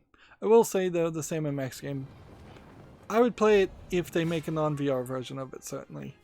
I'm willing to play any Sam & Max game that gets made until they start flooding the market. Kind of in the same way that I would be willing to play any Leisure Suit Larry game until they started flooding the market with Leisure Suit Larry games. Just because they have that small relevancy, and it's going to take a lot of work for games that do have relevancy to become irrelevant. Sam & Max is kind of a great example of that, in that you can sit on it for 10 years and come back, and then there's enough people that are still nostalgic. It won't be until, I imagine, like, well, I suppose somewhere around 60 or 70 years. Like, at that point, the first generation of people who had played Sam & Max games would have been probably too old or died off at that point. Considering if they were like 20 or 30 when they first played the first one. So it would just be the smaller group of people that would have played those games out after their initial launch. Kind of in the same way that a movie from 1920s right now is not going to have a huge fandom enough to justify making a new movie or sequel to that movie. 80s movies are getting sequels right about now at the oldest. Do I want to play this? I guess I should. Succumb to the cold. Moving on, Gamma Sutra has an article. Sweden's MAG Interactive acquires a mobile trivia developer, Sventertainment. Okay, I haven't heard of either of those companies.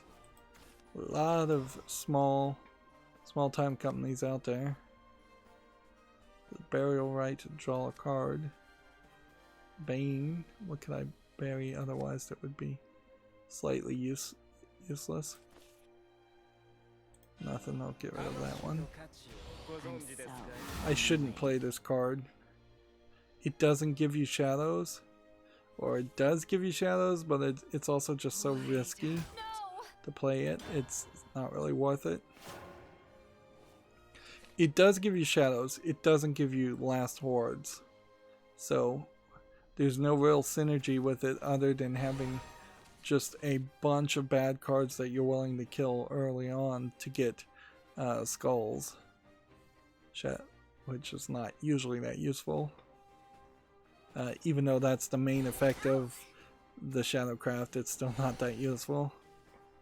TechRaptor has an article here. You can pet the dog. VR is out for dog petters out everywhere, which, again, a VR game where you pet a dog is something that's slightly interesting, but I would like to not have to play that in VR. Like, and they've got it on Steam for $4.99, which is fairly low for a VR game. Let's see. Necromancy 3. I can play this. And then evolve this. And now he won't leave. Now I can attack that. And do that.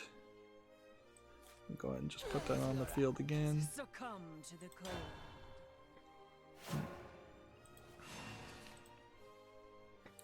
cold. According to TechRaptor, Rune 2 adds dungeons and overhauls quests and more. I don't know anything about Rune 2, though. But clearly it's a game that's still in development and there's no announcement date. That again is not information you can act on.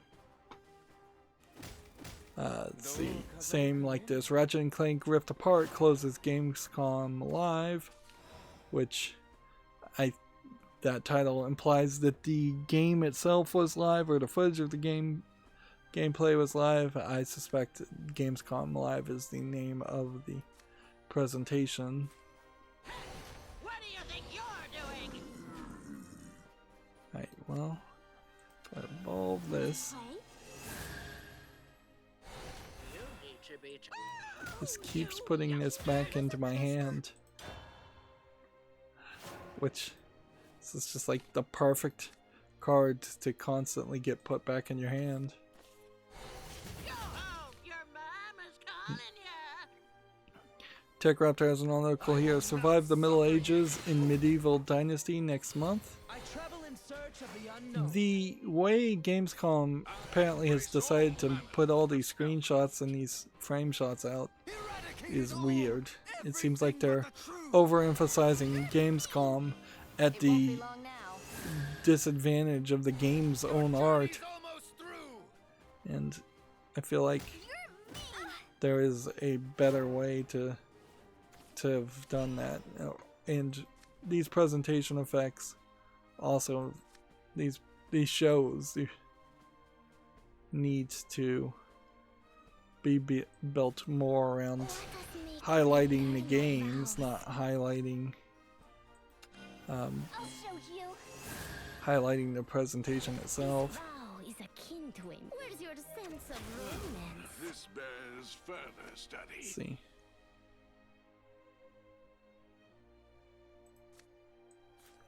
Wanna know how you're gonna die? Yeah, some of these sound effects, well, now that more of them are translated to English, are fairly abrupt and macabre.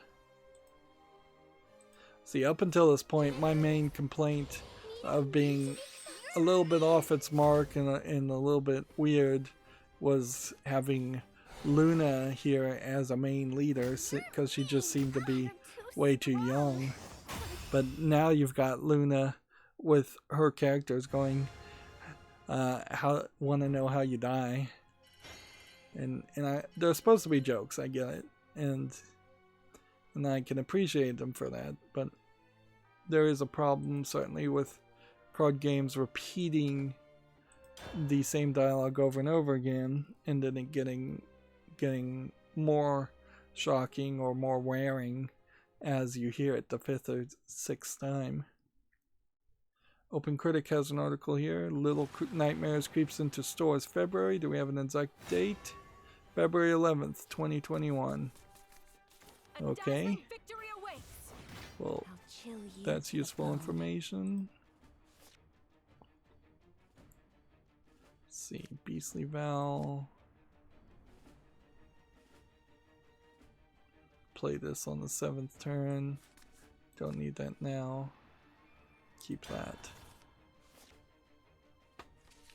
Next, we have a game on Steam here called Project Dysfunction, which it looks like the gun is wobbling. So this is probably an asset flip first-person shooter Western shooting game where they have put a kind of ridiculous effect on the gun that might actually be affecting the aiming of the gun. Also, when you load the gun, you're loading it as if it was a bottom load gun, and you are putting a clip in it. See, they've taken a clip reload animation and done it on a revolver, which makes it just look even worse. This is early access, $2.99 English full audio allegedly. Yeah, there's not enough quality here for that to be an interesting concept. I don't think the idea of guns having bullet drift in general is something people really want in games. Most people want to be able to hit anything that they have directly down their target. And even in something like Borderlands, where there is a possibility of a missed shot, and there's plenty of games where you might just miss because a random number generator decided you missed. But even in that case, there's a lot more going on for... Let's see. I'm going to put this on the field. The skies in the name of And then justice. do this. Punishment. And then end the turn. Gamatsu has the Lord of the Rings Golem, adding PS4, Xbox One, and Switch versions, no longer being a next gen and PC exclusive, which is interesting. It's an interesting step backwards to it. And see, I would look at this video and show you, but there's a high danger of it being content ID claimed by Warner Brothers, even though it's a Daedalic Entertainment game, which I'm surprised it's a Daedalic Entertainment game. Yeah, I'm looking at the trailer now, and yeah, it looks very nicely drawn and polished. The question is it a real action game, or is it more of a Telltale style story game where you won't have any real experience or really any action? Unfortunately, the article does not say, and the trailer does not make it self-aware.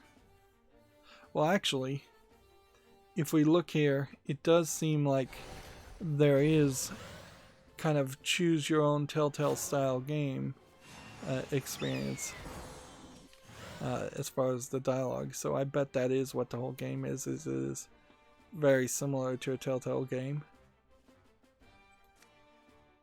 Let's go ahead and evolve that. My blade is your salvation. Didn't do that,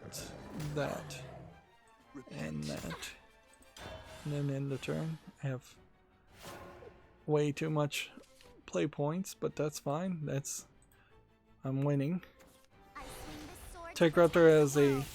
game called Deathground with its first gameplay, which looks like it might be a dinosaur game.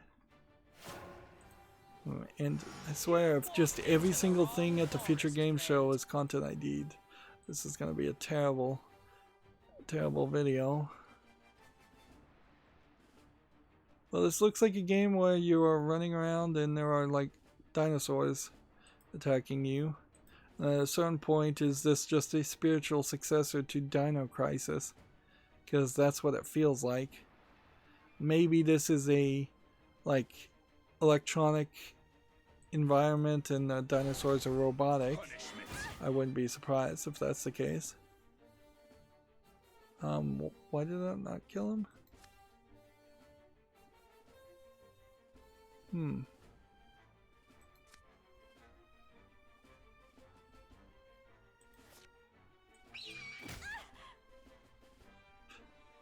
This one has like some effect on it.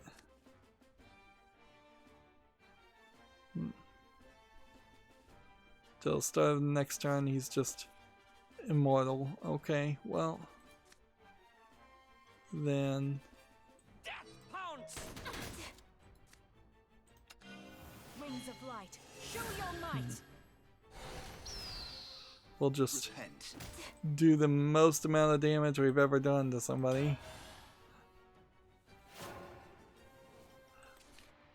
Because it's not counting, we might as well do it.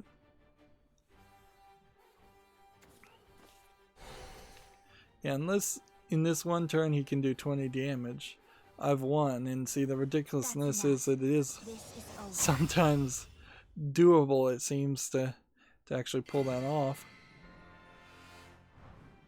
So long as there is light. We should play win streaks, and so we should play this again.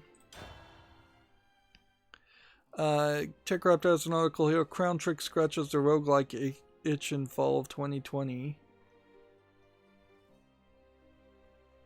Which, okay, this looks like it might be a roguelike.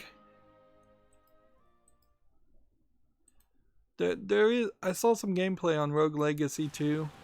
There is kind of a Shovel Knight style game, or even Cuphead influence to it. There are these places that you do not now do a downward attack to make a platform to jump. You instead hit a lantern and do a rappel parry, as Cuphead called it. You parry the lantern to get up height. I'm not sure I'm on board with that. I'm not really sure I'm on board with Cuphead 2 in general. That there does seem to be, not Cuphead 2, but Rogue Legacy 2. They haven't announced the Cuphead 2, and I definitely wouldn't be on board with that unless they changed a lot. In the name of justice. Rogue Legacy 2 seems like some of your money goes to a vault when you can't spend it, so no longer does Chiron just take all your money if you when you die, and that's an improvement, I think.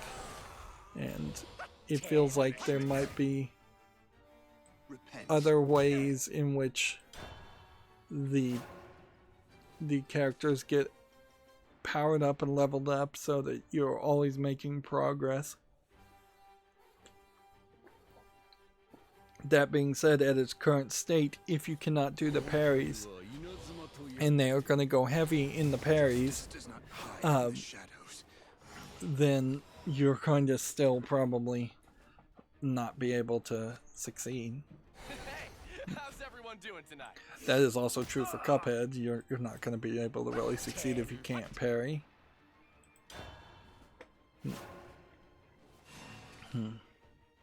Yeah, this crown trick game looks interesting, but also I would have said that had I just seen that on Steam when it is eventually listed on Steam. TechRaptor has an article, Talking Cats and Great Old Ones await in Gibeus. This looks like this might be an interesting, like, Looney Tune art style. Or maybe not exactly Looney Tune art style. But it does look like an interesting little point and click adventure. I feel like we have probably dropped the ball as far as Gibeus, a Cthulhu adventure. Too many games based around Cthulhu for sure. Yeah, I feel like the really, really good artists that made like Bugs Bunny and such were so highlighted and given so much of a prominent appearance amongst the viewers, considering how like Disney cartoons and only a few animators could get their cartoons in theaters back when cartoons were shown in theaters, and thus they got that prominence to make the cartoons on TV when TV became popular, and then that worked fairly well for a while, and then we got Cartoon Network, and Cartoon Network in a weird way just brought everybody down. Like they really lowered the quality of the style of art. They really took it from being an art into just being a commodity, and this has just expanded cable, I think, in general. But yeah, a cartoon nowadays looks just absolutely awful compared to what they once looked like.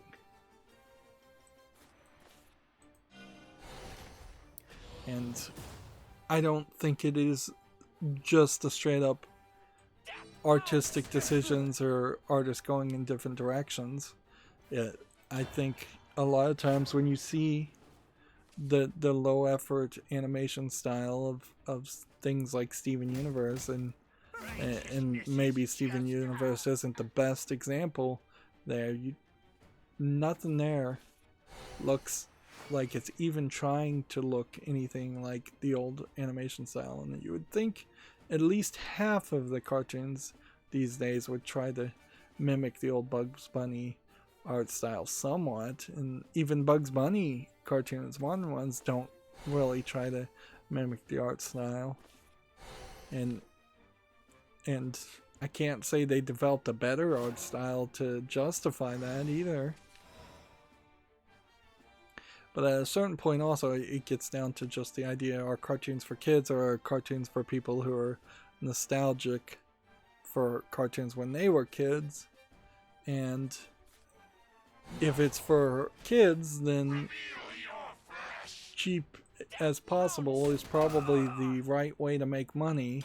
If it's for adults who are nostalgic, then they should probably charge a higher price and target it directly to adults, which that's probably what Boomerang is, in that it's showing the old cartoons. But then again, I would say Boomerang as a channel, which I assume Boomerang is still around, they really failed to make anything that new either, so they should have had 2 or 3 cartoons. Like, if they were going to make a new Flintstones series and it was totally targeted to people who watched the Flintstones when they were kids, It won't be like, long now. you would have to charge a fairly high premium for that. Me whiskers. Now, at a certain point, it might also be an argument that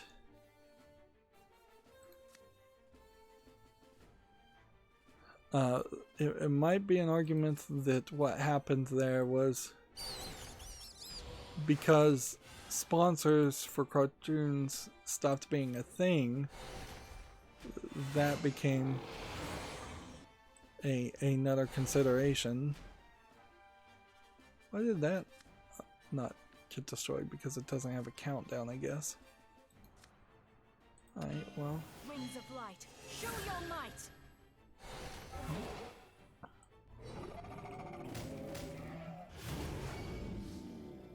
These Eternal Whales. Probably a great card to play Dragoncraft wise. If I had them. Let's see, moving on. We have monster collecting and farming action. RPG Monster Harvest announced for PS4, Xbox One, and Switch. Which looks a lot like a Stardew Valley style of animation, maybe even worse. We may have talked about this game already.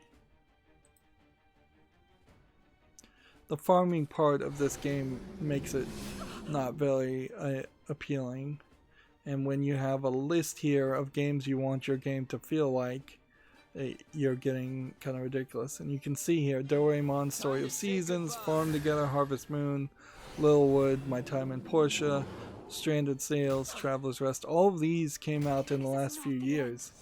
There's just way too many of these games that have come out. I think even for hardcore fans of this that style of game, far too many of them have come out. TechRaptor has an article, Relive the Fun of LEGO Star Wars in the Skywalker Saga. Which, yeah, we knew this was in development. There is a chance that this might be the very last TT Games LEGO game ever made, in that AT&T has bought Warner Brothers and TT Games. I assume they bought TT Games also. Even if they didn't buy TT Games, they definitely bought Warner Brothers, which I bring unto you serenity. which would make it very hard for TT Games to get cheap licenses from the Warner Brothers end of that. Although the Star Wars end of it is still Disney, so if TT Games literally could only then license like kid-friendly material from Disney and a few other places, they might be in trouble. Also, LEGO is doing more business with Nintendo, or doing business with Nintendo for the first time ever. And so you could see Lego saying, hey, we want Lego games, Lego branded games that don't play like the TT Lego games at all, or we want them to play like the TT games, but we don't want to have them developed by TT games anymore. Why don't you make them, Nintendo? And yeah, if Nintendo did try to make a Lego game, I think they could probably pull it off fairly well. And they might even be able to pull it off using a better engine. So there is, once again, some small risk there. Time for a stroll. Got my goggles. Moving on, Bullets Per Minute comes to PCs next month. I don't even know this game. Give 'em an inch. So this looks like a fast-paced Quake Doom arena shooter game with a lot of red going around. This feels like this is probably a speedrunning game too, which there might be an idea to that, but I honestly probably would only want to watch someone else play a game like that, not play it myself. I've never set foot in the sun. Just gonna end my turn here.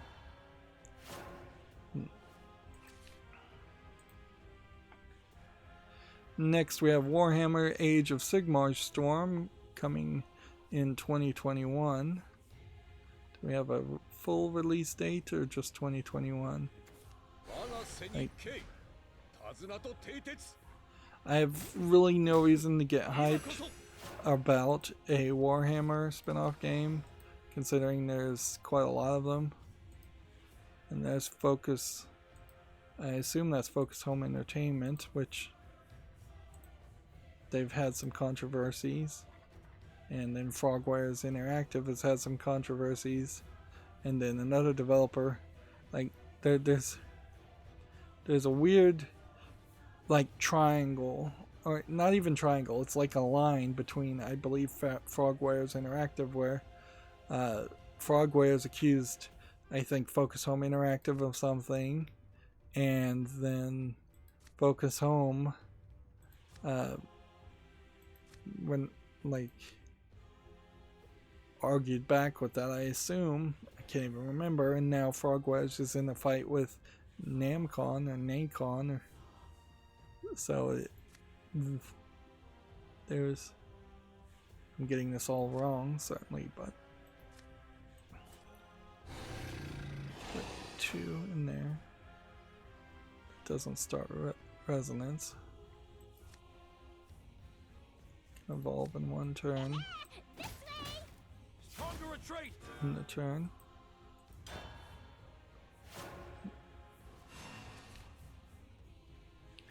Yeah.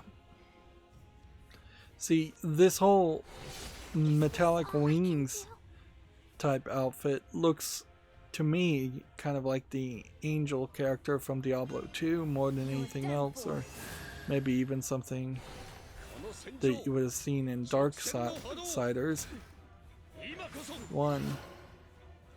I don't know how that really intertwines with the Warhammer series, but then it does kind of seem like the Warhammer series just goes it goes in such a direction that it can effectively be copied and do anything. What did I mean to say there?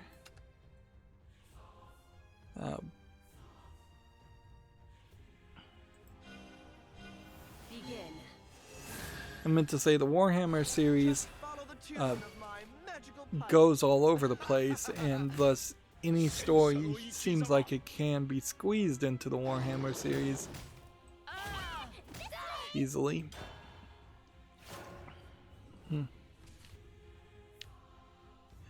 Yeah, I watched that movie, The King's Speech.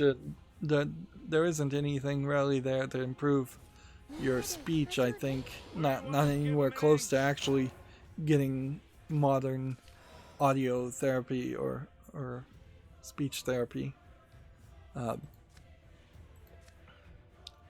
it has occurred to me that I sometimes am not awake enough to stay on topic, so it would be helpful, I think, if I would just take a pause and think what I'm going to say instead of talking directly off the cuff. Of course, that's not what I really want to do. Like, if I want to pre-script a speech and not have the natural flow of conversation, then I would do that, and that would be fairly annoying to me. That'd just be a lot of extra work. A lot of extra work for very little reward. But there definitely are some videos where I have come off very rambly. And oddly, they seem like they're the videos where people actually end up, for one reason or another, watching them, so then I get a lot of comments of you come off really rambly. Whereas I think personally, a lot of my coverage, and certainly this is just a negativity bias too, nobody's gonna comment on a video where I'm not rambling and saying, boy, you were really cogent and consistent there and you didn't have a lot of ahs and ums. Only the videos where people do complain are am I gonna get any kind of feedback. But yeah,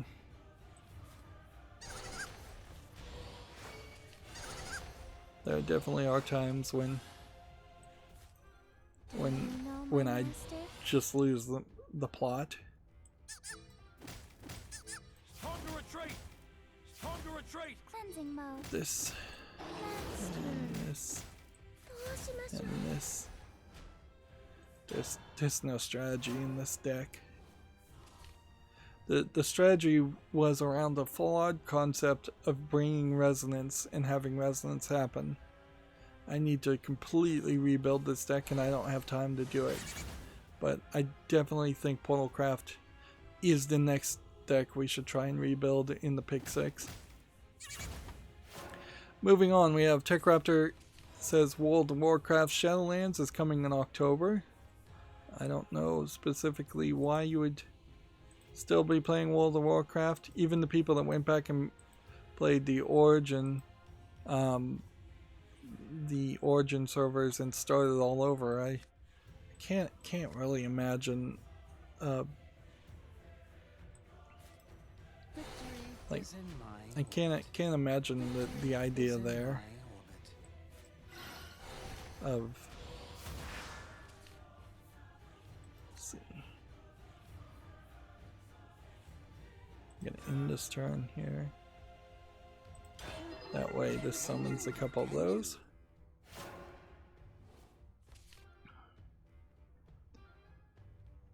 Yeah. Of course there will be people that will just always play World of Warcraft, but I don't think there's any relevancy there or arguments to bring in new players or justify going back and playing the game. And I don't see how any new expansion could do that. Right. We have one with Rush, which then would let me do this and then this, and then I can do this, this, and this. But I'm out of cards at this point. Next, we have a game on Steam here called Japanese Romanji Adventure. It looks like it's an RPG Maker game that is probably a Chinese game claiming it can teach you to learn Romanji. It's $4.99. It's English only, so alright. Sorry for blaming the Chinese on this one. This seems like this is a Western game that claims it could teach you Romanji. which I am not sure learning Romanji helps you very much in learning Japanese. Like, I think you have to learn the Karagana, or I may be mispronouncing that. You have to learn the other characters, because that's what everything in Japan or in Japanese is actually going to be written in. Romanji is the fallback. I'm going to use English letters to try and spell out something that sounds sort of like how it would be pronounced in the Japanese characters. Ugh,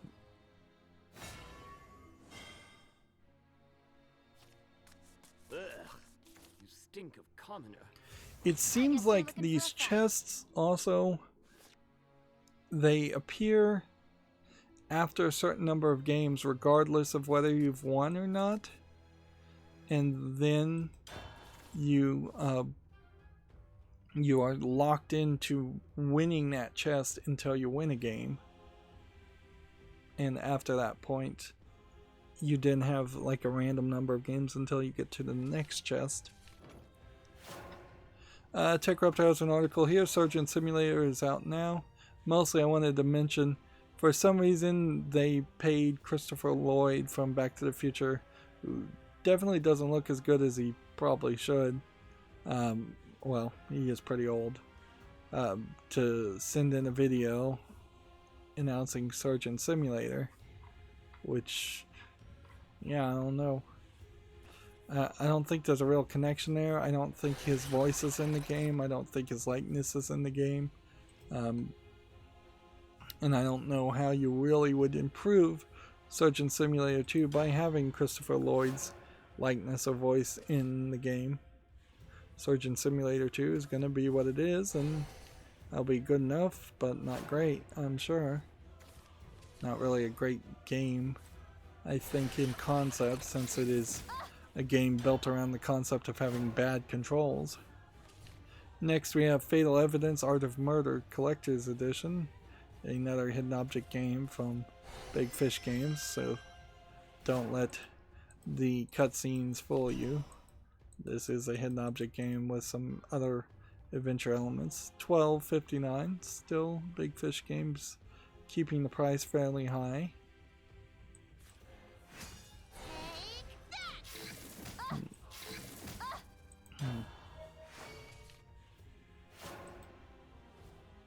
We do have a situation right now with my decks that it feels like the fairy deck wins a lot more, but it may very well be that it doesn't actually win much more than any of the others.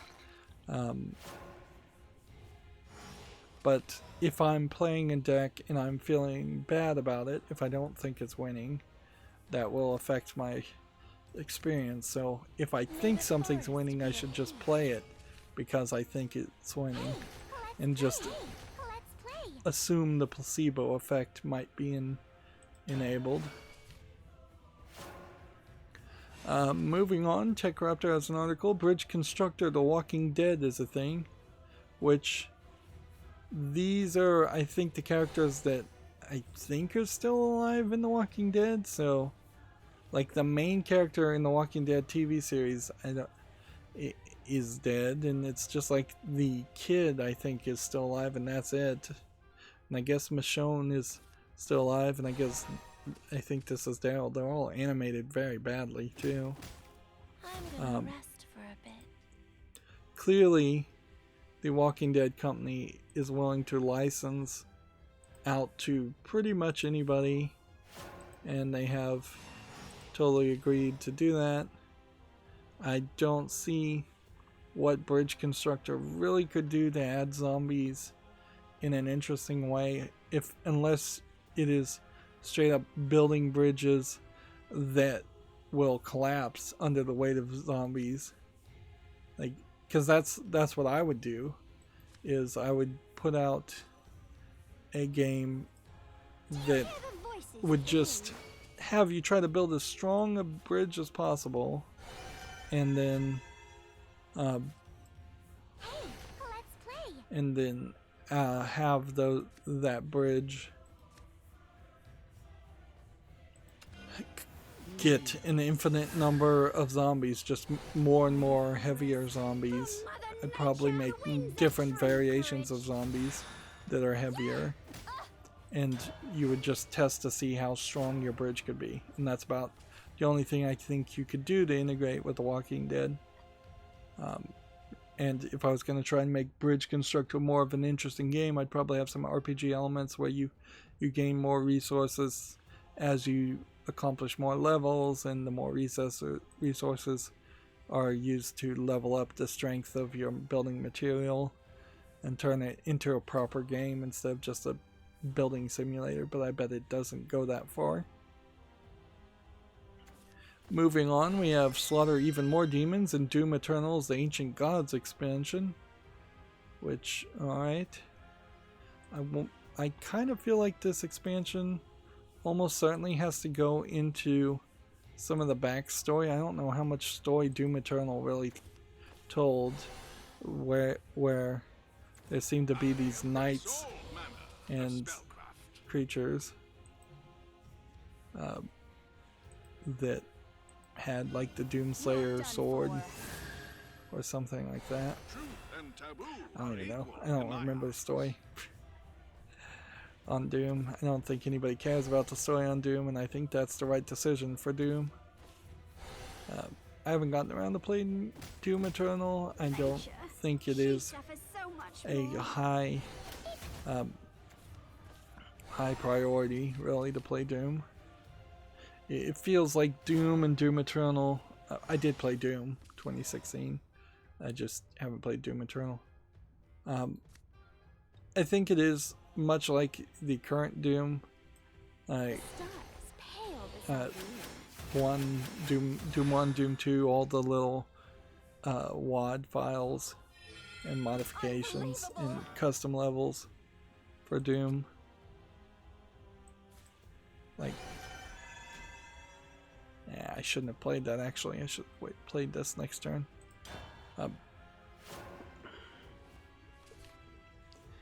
Yeah. I think Doom 1 is just as playable today as it was when it first came out. Maybe slightly less playable today, but not by much. And in the same way, I think Doom Eternal will be just as playable 4 years from now, if it takes me 4 years to get around it, to playing it as it is now. Particularly if I'm not going to play any of the multiplayer, which I don't even know if Doom Eternal had any multiplayer.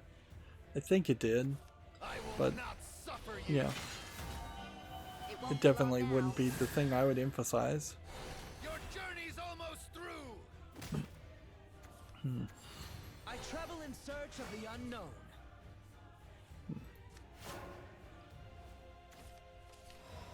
Okay.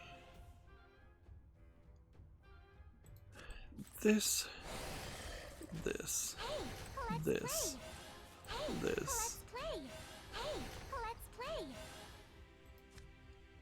Evolve. Beg for mercy.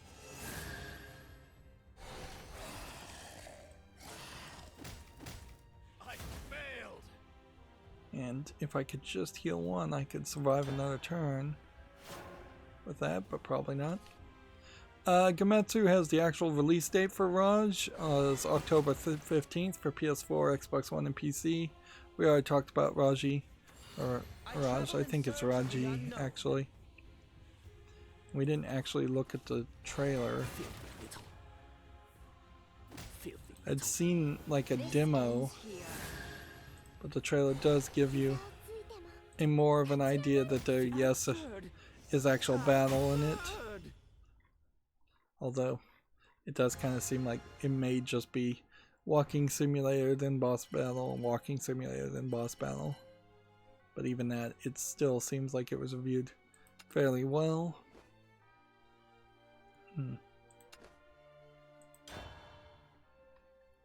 Let's see.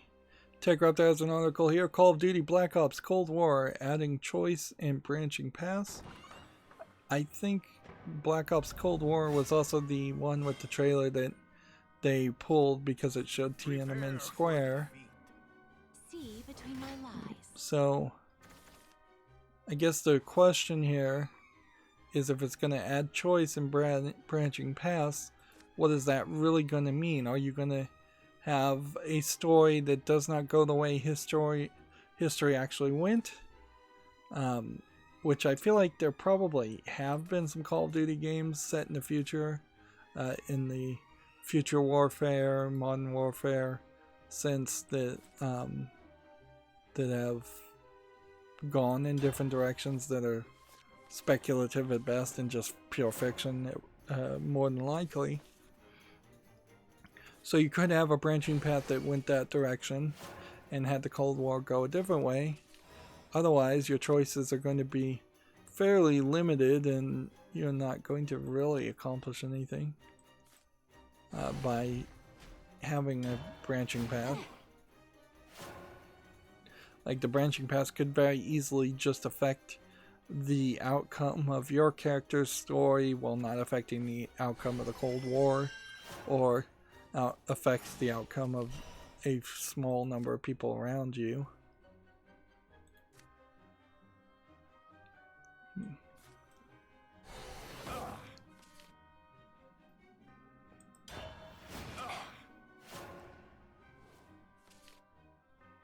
Either way, I don't really feel like the Call of Duty games are particularly that interesting.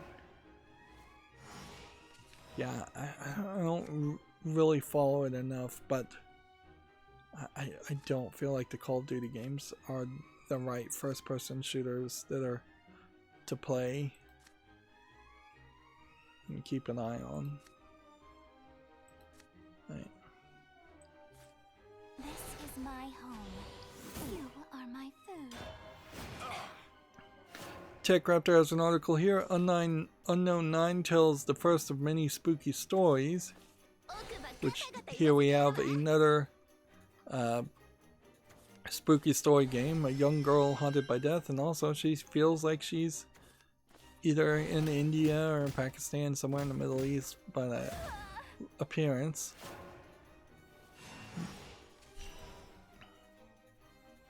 So the girl's being chased and attacked by other boys, which already just in this first second you have like some major violence being shown.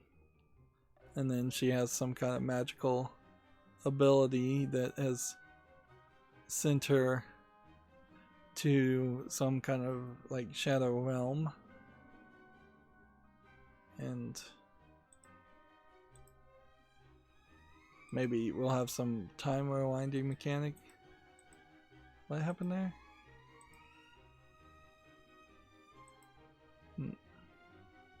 Yeah, it's a like a time freezing mechanic. And then all of a sudden, her moving really fast has scared everybody away. I shall protect you. This could deal 5 damage. I could evolve this. You will soon learn. No misfortune will harm you. This one's mine. Can I do anything else? Yeah, I could deal damage, but I don't want to do that. When you look in total, though, at this part, let's see if we can get back to this part and pause this. You have like 5 characters here. It's called the Unknown 9, and none of these particularly strike me as that Indian girl. So I feel like this teaser and this trailer could be really deceptive, and that could be one small section of the game. And at the core of it kind of just doesn't matter what it is, because we need to wait to see if the game even comes out before caring. And that is certainly the problem with anything that comes out and gets announced, is that sure, you may have this announcement and then the game may come out like 5 years from that point, and it may be completely different, or it may never come out. It may just quietly be canceled. Not so many games get announced and then quietly canceled, but enough for it to be a concern. Meanwhile, I didn't want to dump on Sujin Wojcicki at the moment, but there is something she tweeted here that is worth mentioning. She's talking about Dr. King's words and racial justice and commitment. Prepare for defeat. March from home. Which interesting idea from doing a commitment march from home. I don't think that's going to work, or understands the idea of the idea of marching is to disrupt society, get in people's faces, and be in people's way.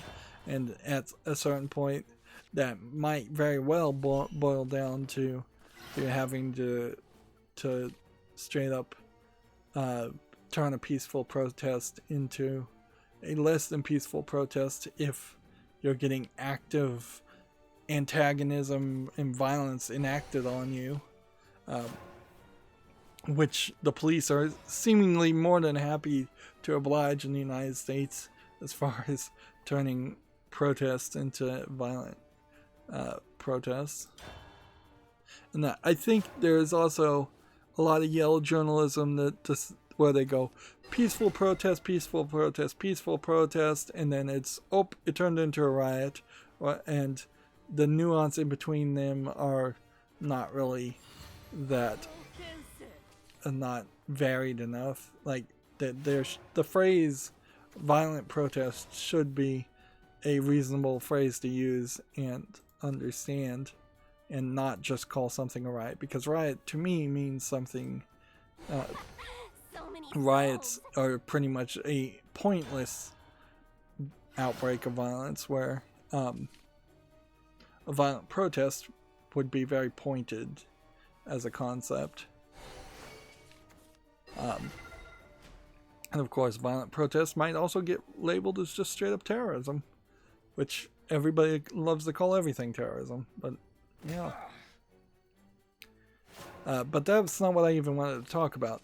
What I wanted to talk about is the fact that as far as copyright goes, the I Have a Dream speech is still owned by CBS, I believe, and you cannot use it in anything without paying a hefty licensing fee.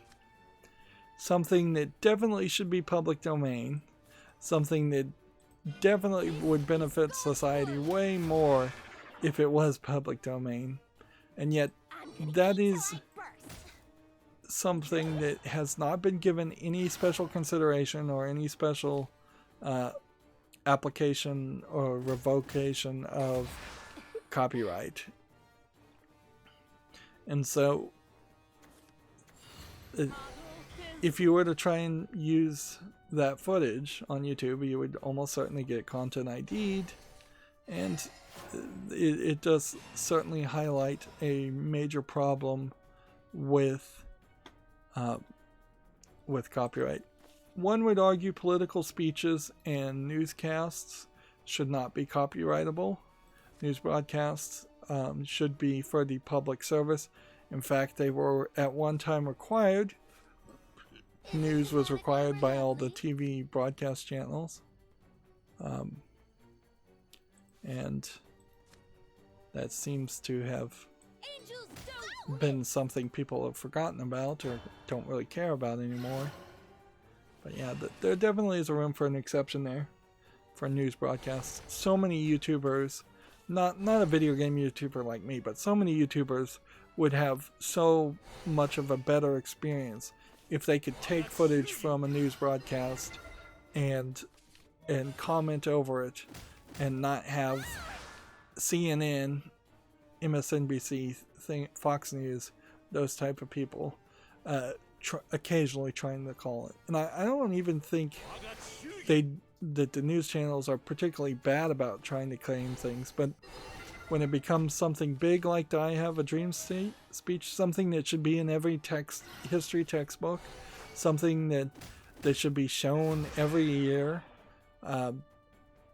somehow that is still copyrightable.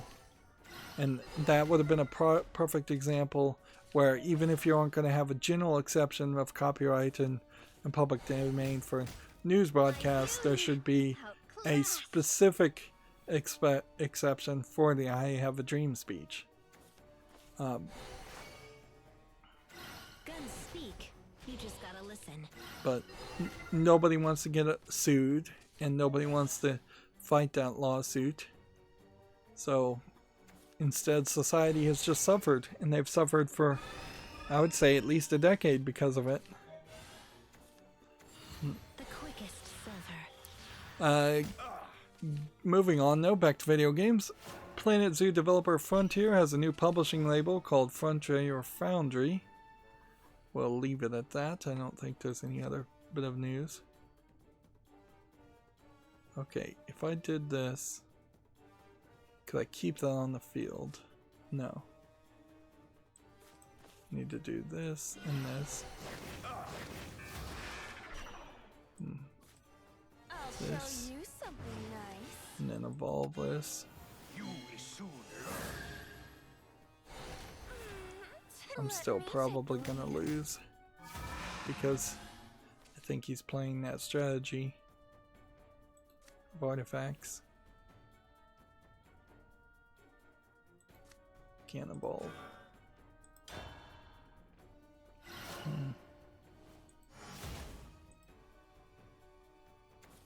We have another Prologue game here called Prologue Secrets, which looks like a visual novel demo. It doesn't even look particularly well animated, and it seems like it must be some kind of horror game also. $1.99, English and Russian. There's a lot of suspect there. Actually, this is kind of a great example of just the level of gore that a Japanese game would never depict, and I don't think they're legally allowed to depict. But that would be implied in a Japanese visual novel horror.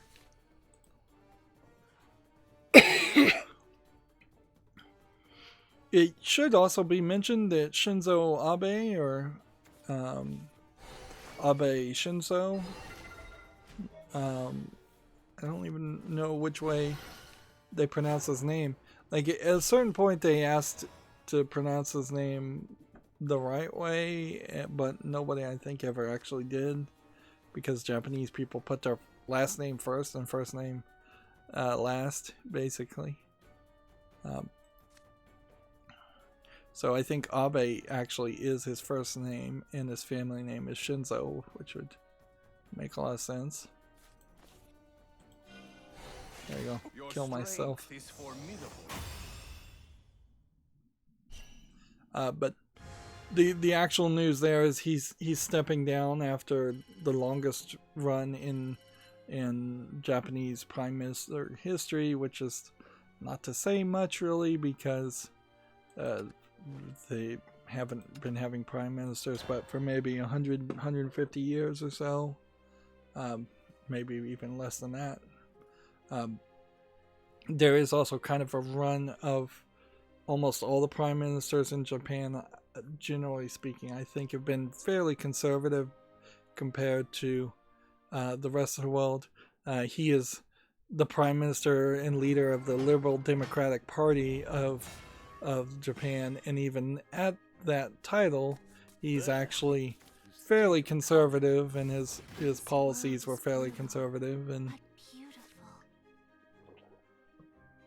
one assumes that he has something health-wise wrong with him, because he was like given a checkup like 6 months ago, and he is just fairly old. There was a new emperor, very much, I think, like almost a child emperor. Like, I think he's slightly old, but I don't think he's that old. I would say somewhere between 14 and 20. Like, but yeah, he's a new emperor is coming to play, and so with Shinzo Abe, the actual power leader, the prime minister, in charge, gone, Japan might get a different kind of governance, which could potentially improve or hurt the way Japan is run. You were utterly pathetic. No one has been publicly negative about Abe, because the problem with the Japanese is they will just not publicly denounce their leaders, and they will just conform. But privately, Abenomics, as they call it, his economic policy has been pretty terrible. He delayed the Olympics, although the pandemic delayed the Olympics. He's done basically nothing, I think, to improve the declining birth rate. He's kind of corrupt, like all politicians are kind of corrupt in a few places, and I can't go into great details there, but I think there's been some real estate deals. He hasn't done probably enough for the aging populace, for healthcare. He hasn't pushed Japan in general to adopt modern technology, which they're definitely finding out in the middle of the pandemic is a problem, where everybody's still using fax machines. He hasn't really done anything to potentially allow more immigration, which they need with their declining population, and integration of immigrants into Japanese society, which would be incredibly hard to do.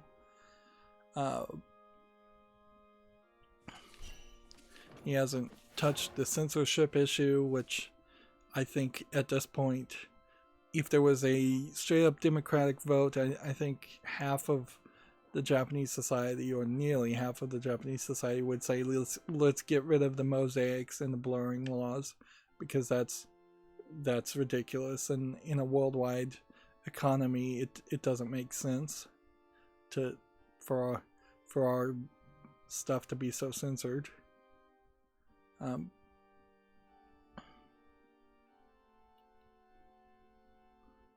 And yeah, is there anything else that he outstandingly is worth mentioning? Not really. Just, yeah, there's a lot of modernization that needs to happen in Japan, and without a powerful leader at the top willing to make changes, which almost certainly the next prime minister, unless they are from a completely different party and are just running on a platform of undoing everything Abe did, unless they get kind of like a Donald Trump equivalent, anybody from the Liberal Democratic Party is only going to make small measured changes, which is probably too slow for their country. Also, I'd say Japan needs a leader to kind of confront China and Australia too. Australia pushing a very anti-Japanese propaganda, a lot of the politicians are, and the UN also has to be addressed and confronted, as far as the UN trying to claim that the anime porn is child porn, and it's on the same level and should be illegal worldwide. Thankfully, the UN's SJW wing has not actually got any power, and the UN in general doesn't have any power.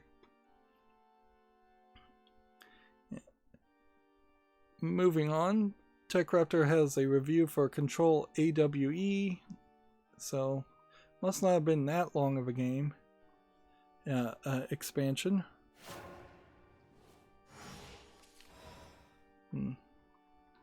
So let's see what they have to say about it. They give it a 9.0. AWE builds on the best parts of Control to deliver a gorgeous and terrifying survival horror experience. Pros are beautiful lighting that takes full advantage of ray tracing, seamless transitions between puzzle, action, and survival horror segments. So I guess maybe there are multiple puzzle segments in that. I would assume that's what that means. The boss fights are clever. Light puzzles are clever the boss fights are clever, light puzzles and mix up the action. Frequent checkpoints and sparse enemy encouragers. I think that's supposed to be encounters, but it's spelled E-N, let me just show it, E-N-C-O-U-N-G-E-R. Like, I don't think that's even a word. Cons, no new abilities or enemies to speak of, so you would just be fighting the same enemies with more puzzles. The real problem with me even beginning to think about playing Control's expansion here, on top of the fact that you would have to buy the Ultimate Edition to get the free upgrade, and so they're being very cheap and greedy on that point, and so there's probably not a good argument to funding the developers of Control at all any further. But the bigger issue is I just have not done everything there was to do in the base game of Control. I just didn't like it well enough that I wanted to play it any further after beating it.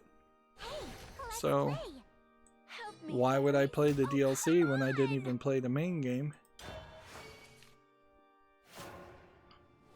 Moving on, TechCrafter has an article, Hack, spelled H-A-A-K, and Slash through the apocalypse this summer, which I guess the game is called Hack, H-A-A-K, and that's coming out. Man, I should have probably curated all the news before I went live streaming, but I started late today.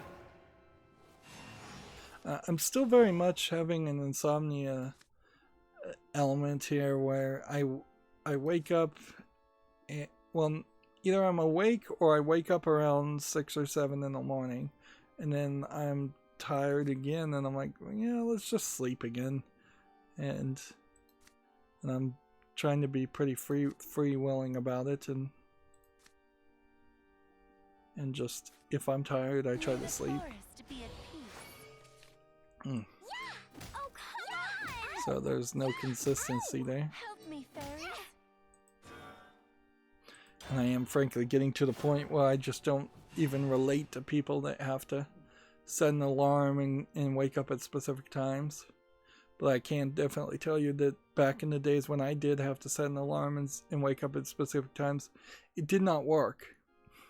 The alarm clock was not a solution to anything.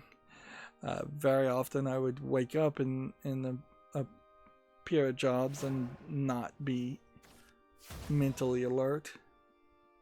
Help me, fairies.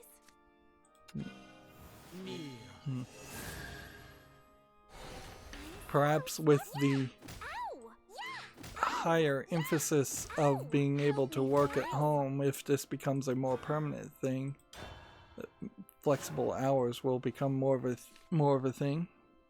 And I believe Germany is even pushing for like a 4-day work week, and I think they're pushing for a 4-day work week at 6 hours a day, which is an interesting idea. At a certain point in the United States, though, you can't pull any of that off. You could make government jobs 4-day work weeks with 6 hours, but there aren't that many government jobs. You could potentially reduce the hours in which mail is delivered, and that might affect business slightly, but not really. Like, the only really way you accomplish that is you pass a overtime law, and thus you make it too expensive for people to spend to force people to work 40 hours a week by lowering the point at which overtime is calculated. And for a lot of people, depending on the jobs you've had, the amount of work you get done in a week is very flexible, so you could do it in 4 days. But I've also worked jobs like where you really did need to be there the whole time, and I've worked at jobs where it was so incredibly and intentionally understaffed that you were working nonstop for 8 hours straight. if not more. And factory jobs are definitely a example of that, sitting in front of a moving platform with the next thing you're supposed to screw down or inspect always in a line. I won't hurt you. Those are definitely the type of jobs that have been designed to make sure that the employees are constantly working to the point of breaking the employees and exhausting them. Whereas, yeah, if you're in an office job and you're just reading emails and you're just sitting around doing nothing. I can't suppress this craving. I think in part there is also a divide in the United States between people who get on TV, California and New York and Washington people, who did have the benefit of having a job, an office job where they could just sit around and do nothing, versus somebody in the middle of the United States who had only the opportunities to work at a factory job or work at like a Walmart. I don't know. You probably can goof off somewhat well in the Walmart, but I also wouldn't be surprised if there is very little of that actually is tolerated. You definitely don't see Walmart employees with chairs or even stools to lean on. Too much. Which there is certainly ridiculousness on the checkout people not even having a stool. And at a certain point you have to wonder, is that just being done maliciously or just uncaringly? I walk my own path. Just don't. Consider my interest piqued. Hey, let's play. Let's see. Moving on, we still got tons of news. Steam Lab's latest experiment brings chat filtering to Steam and participating games. Which, okay. I don't know how you could enable that though as an end user. Oh my, this packs more trouble than it's worth. Better than in the cradle. It's a customization tools for players to curate their own block lists for words and phrases they want to avoid in their general Steam experience. For the basic block lists, Valve says it first built the chat filtering tools based on data from a variety of sources, then compared the data to a large sample of in-game chat. Based on this sample, we found that filtering variants of the top 5 most commonly used strongly profane or hateful words, we can eliminate about 75% of profanity, slurs, and slurs used in chat. So, what are the top 5 most commonly used insult words? Let's see. We're gonna end up doing a George Carlin bit here, if I'm not careful. One of the 7 dirty words you can't say. Beg for mercy. So sparkly. Yeah. Ooh, that's cold. Actually, they say it here, don't you? Over 56% of instances of profanities were found were a variant of F asterisk asterisk asterisk. So I guess that's the 4-letter F word, not the 6-word letter. F word? Okay. So no F word, the traditional F word. Another 10% were S asterisk asterisk asterisk, which I guess that is the poop word, 4-letter S word, because there's another S word that is usually used against females that's a 4-letter insult word. And see, this is where this whole thing just breaks down as a silly concept. Either you're going to have to say the words out loud,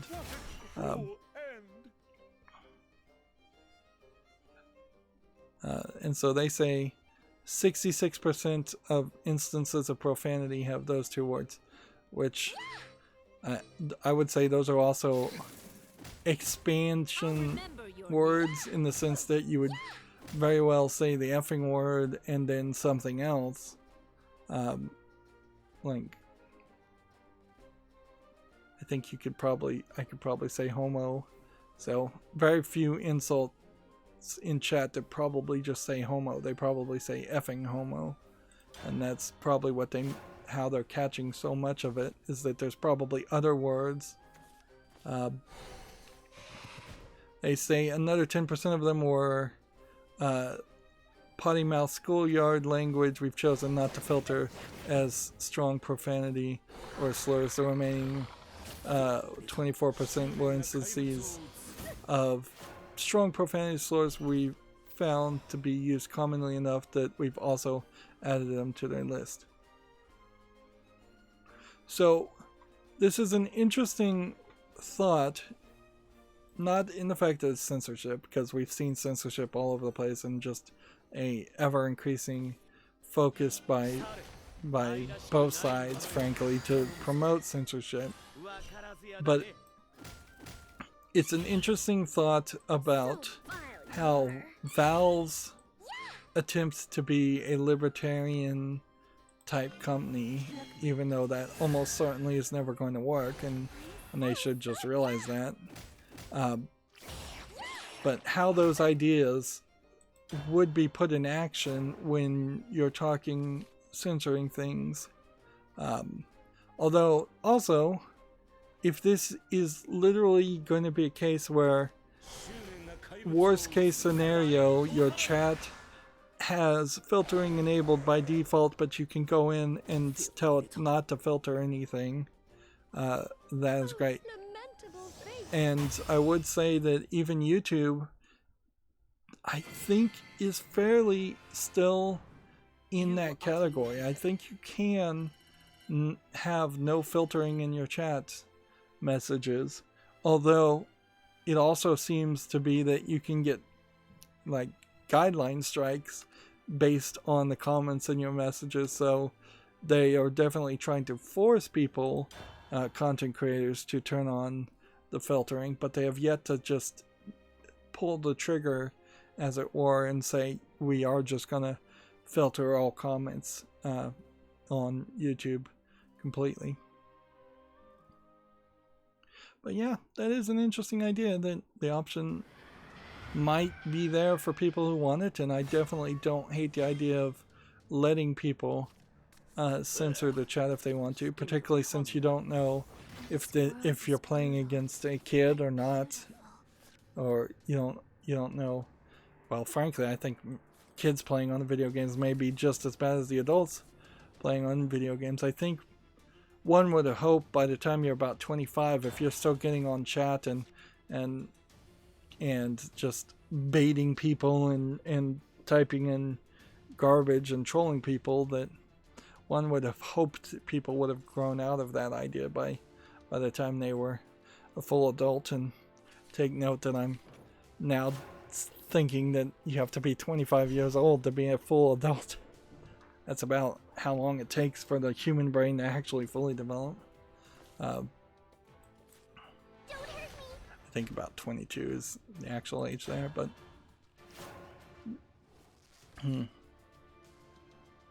I've never heard any major stories of anybody actually getting in trouble with Steam for putting something in the chat anyways. Like, and you could have always muted people, but there is a certain point where you have to see the offensive thing before you can mute it, which definitely that stinks. Like, I was definitely having that problem with that specific ad on YouTube that you could not skip until you already heard them say, heard this woman talk about how her father would come home drunk every day and hit her, and then the skip button was hit. But I also was able to stop seeing that ad because I turned on ad personalization on YouTube, thus sacrificing my privacy to see more custom ads, and now I am seeing tons of custom ads that are honestly a lot better.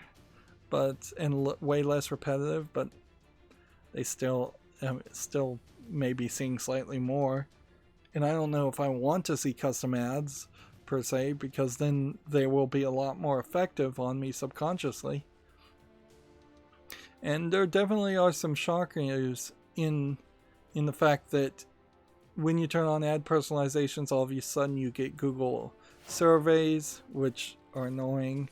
You get these Google Pixel ads that I don't know why they would need ad customization to advertise that.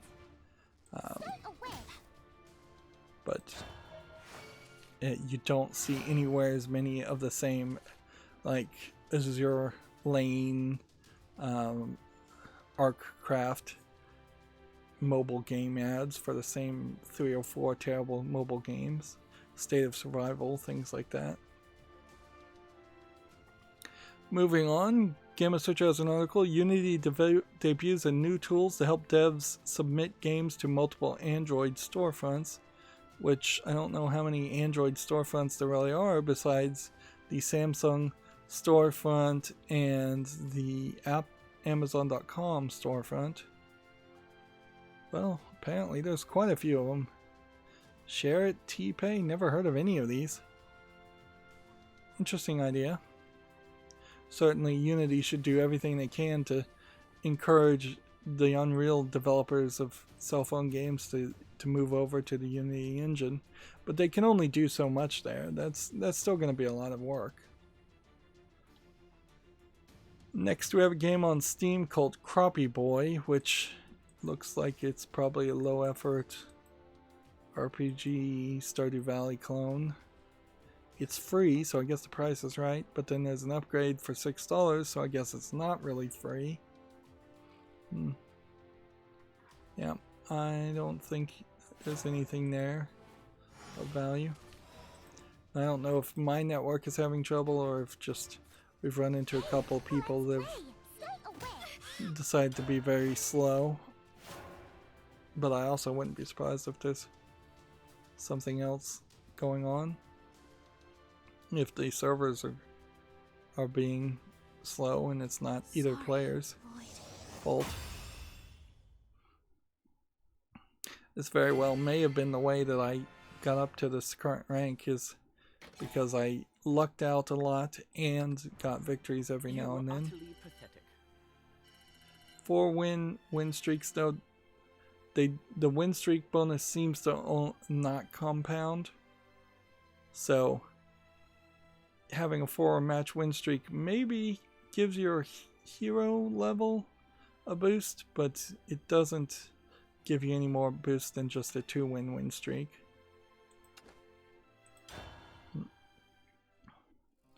Next we have a game on Steam here called IX Shito, and this looks like it is a dating romance simulator game. Looks nicely animated.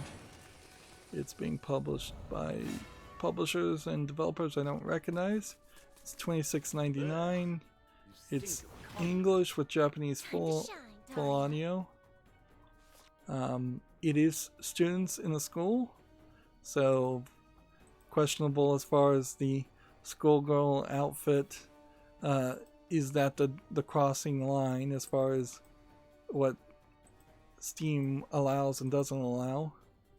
And I'll even throw them a bone and say this looks like they're in a private school, but it definitely seems like this girl is an underclass character that would be younger than the others.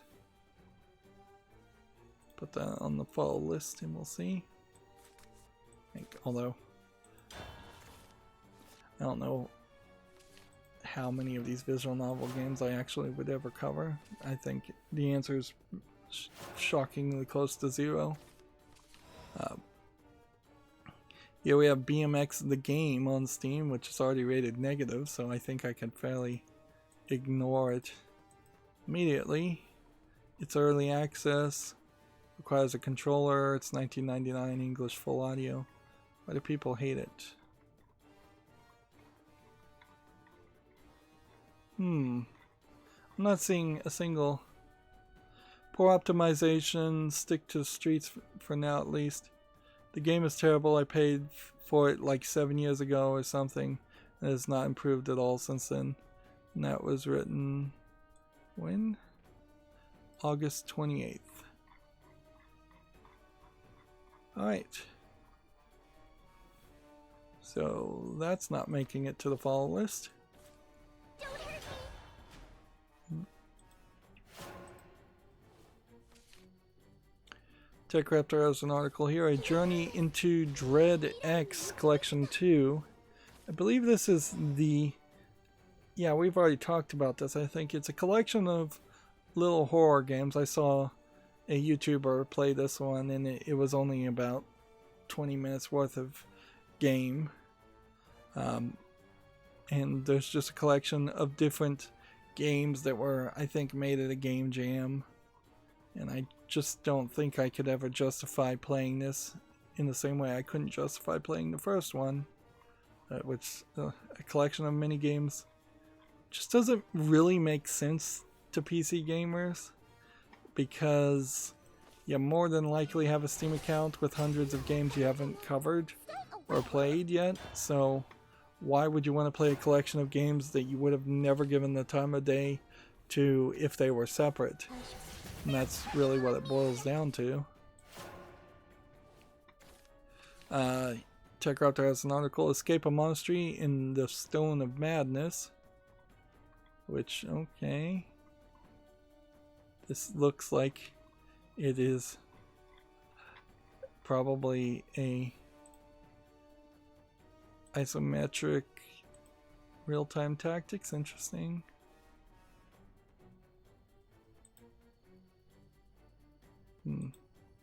One would not expect it particularly hard to escape a monastery.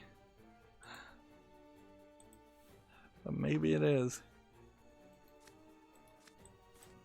May the forest be in peace. Hey, let's play.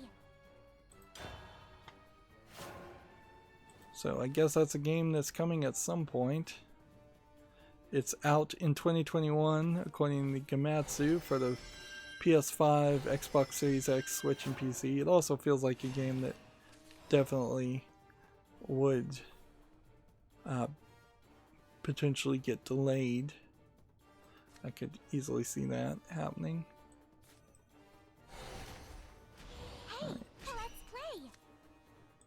Bulb here. I'm so sparkly. I'm gonna hit this, Help me, and then I'm gonna fairies. hit this.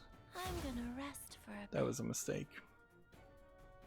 I didn't realize I didn't have enough mana, enough play points to summon another fairy.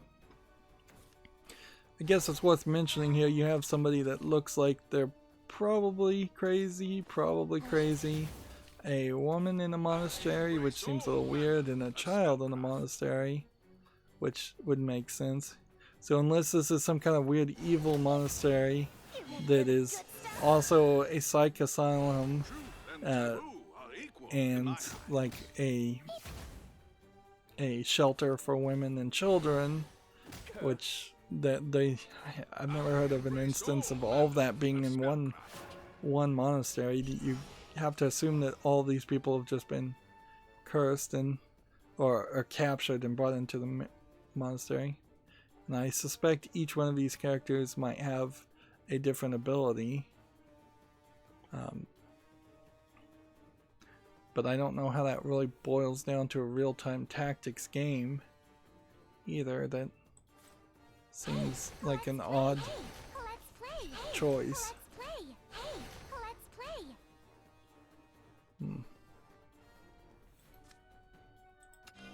Beg for mercy. I'm so sparkly. Yeah. This bears further study.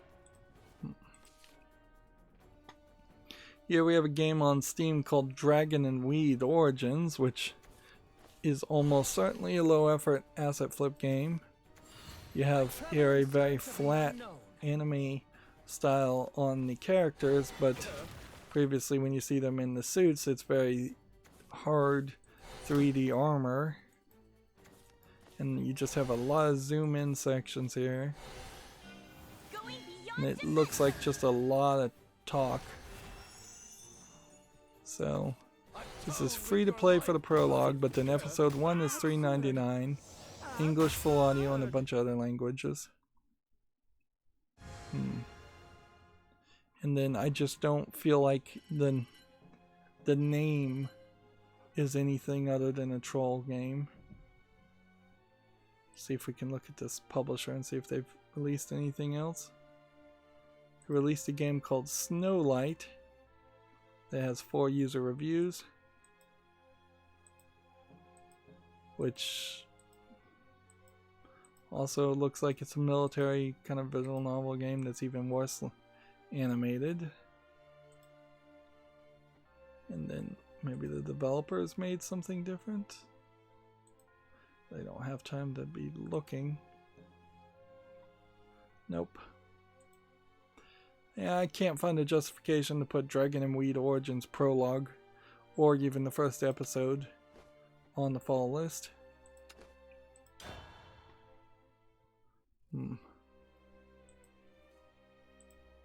There is a thought that perhaps if I'm bouncing between Bloodcraft and Forestcraft, I may be attracting a certain style of decks based on having just played Bloodcraft that would balance out those two decks, and then I'm defeating those styles of decks easily because then I switch to Forestcraft. So there might be a whole strategy to have a bad deck and a good deck and cycle between the two somewhat, although you would want to try and get win streaks, so you'd have a bad deck that you would switch to after you've lost with the good deck. Next we have a game on Steam here called Gearabox, which is a world rotation box sliding puzzle game. It doesn't look terrible for what is effectively a single screen Unity game, but I don't think there's probably enough even to justify $1.26 for it. Plus you have 22 achievements with letters, which probably makes it an achievement game that's way too easy.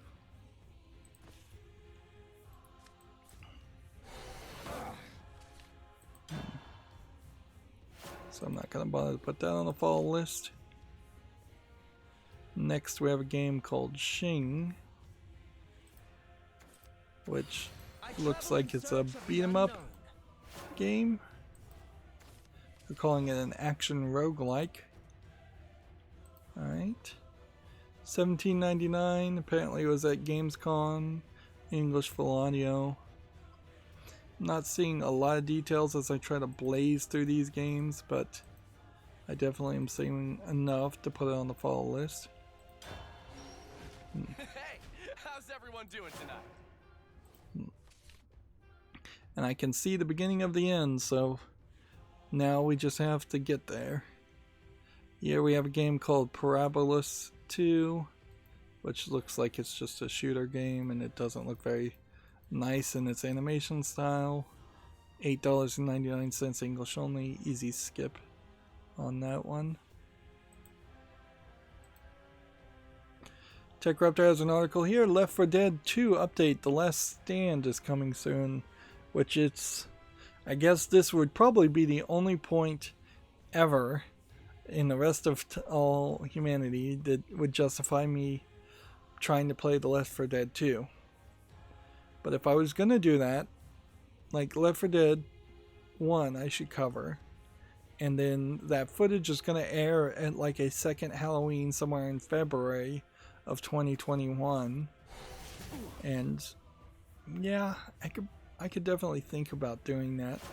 It's going to be a multiplayer experience, so I don't know how much criticism I really could do. And then if they actually did announce a Left 4 Dead 3, there might be something around that idea, but I don't know. I'll show you something nice. I don't know if that's really gonna happen. Next we have a game on Steam called The Lightbringers, which looks like an RPG Maker game. we're starting to scale back up and seeing more RPG Maker games. This is $3.99 English, nothing here of interest. Now a nightmare begins.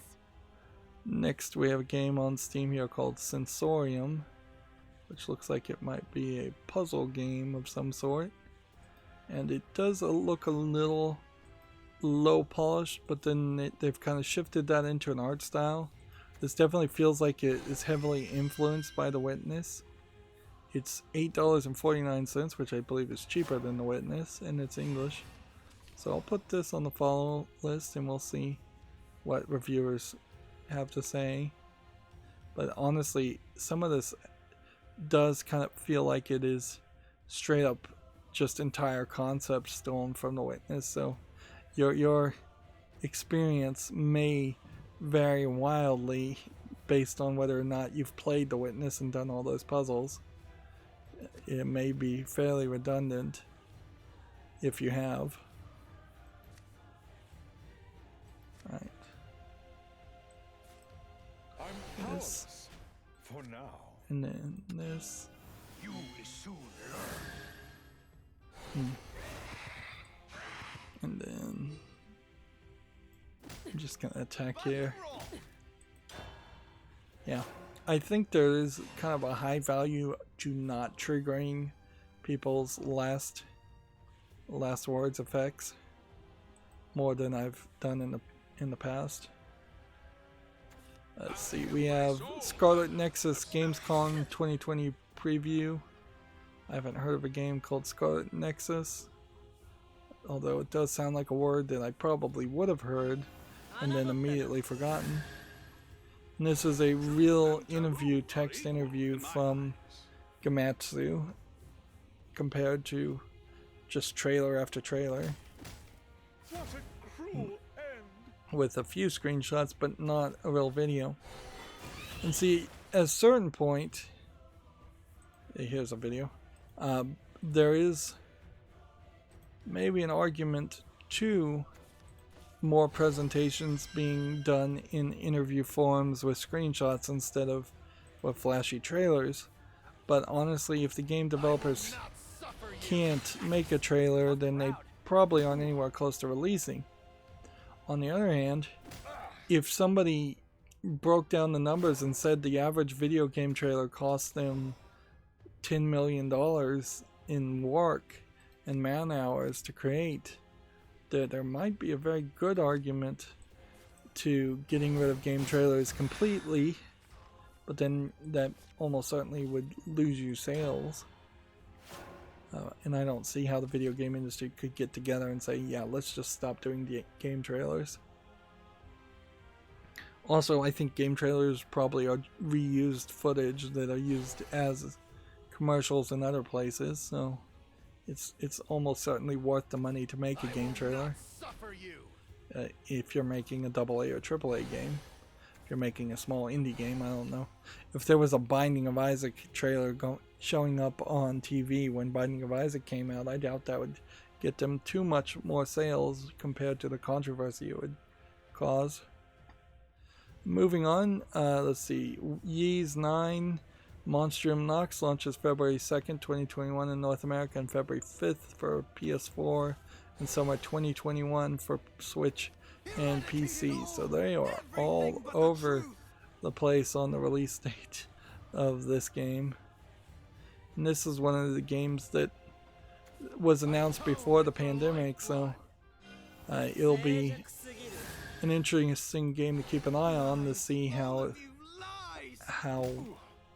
things may have been delayed for a game that was well into development compared to things being delayed for games that were in early development.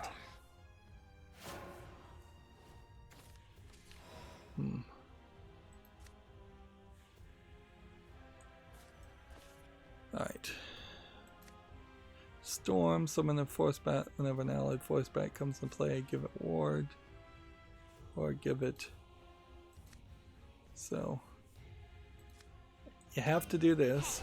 I get really angry, fight 'em real good. And then you have to do this. Witness the power. and then hit this, You know that too. You and are this, no rat. Time to head home. and then we lose. TechRaptor has a review for Windbound, which I don't think this game was done, so I don't know why they're reviewing it. It's a survival game that is visually inspired by Zelda games. They gave it a 6.0. Windbound loses its potential in getting bogged down by unbalanced survival mechanics that distract from its best features. Pros: a gorgeous aesthetic, score, and creature design, and satisfying boat building mechanic. Cons are unbalanced survival mechanics. It's a directionless game with dodgy sailing controls. Is this really a finished product too? Apparently so, since this was played on the PlayStation 4. Alright.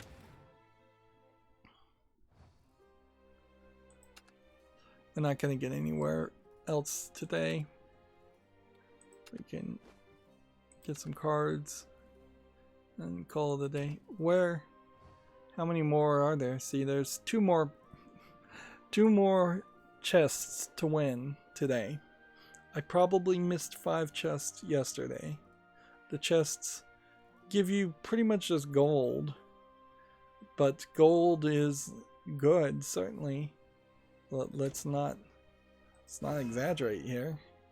I am at a point where if I bought 10, that would be 1,000 gold, and yeah, I can do that. Just buy 10 packs.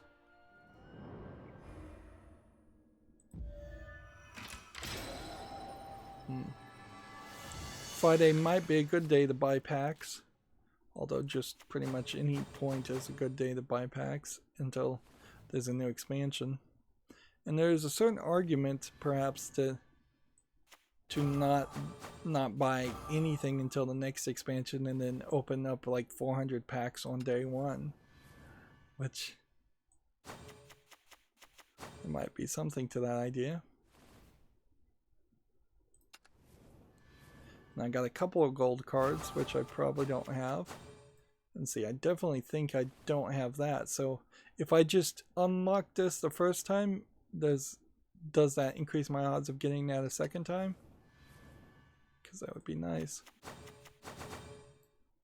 But still very much in a situation where you will quite often just get the same things over and over again. So I think I've gotten about 3 new cards. I think if you get fanfare, that is an indication that you got new cards. But I am getting to the point where it's about 3 packs before you get a new card. And I think I'm probably just getting a bunch of gold cards, not any legendary cards. But I'm not sure. Let's see. So if I was going to open 400 packs in the next expansion, I would need 4,000 gold. I feel like that's doable. I feel like you could have 4,000 gold in between every pure expansion.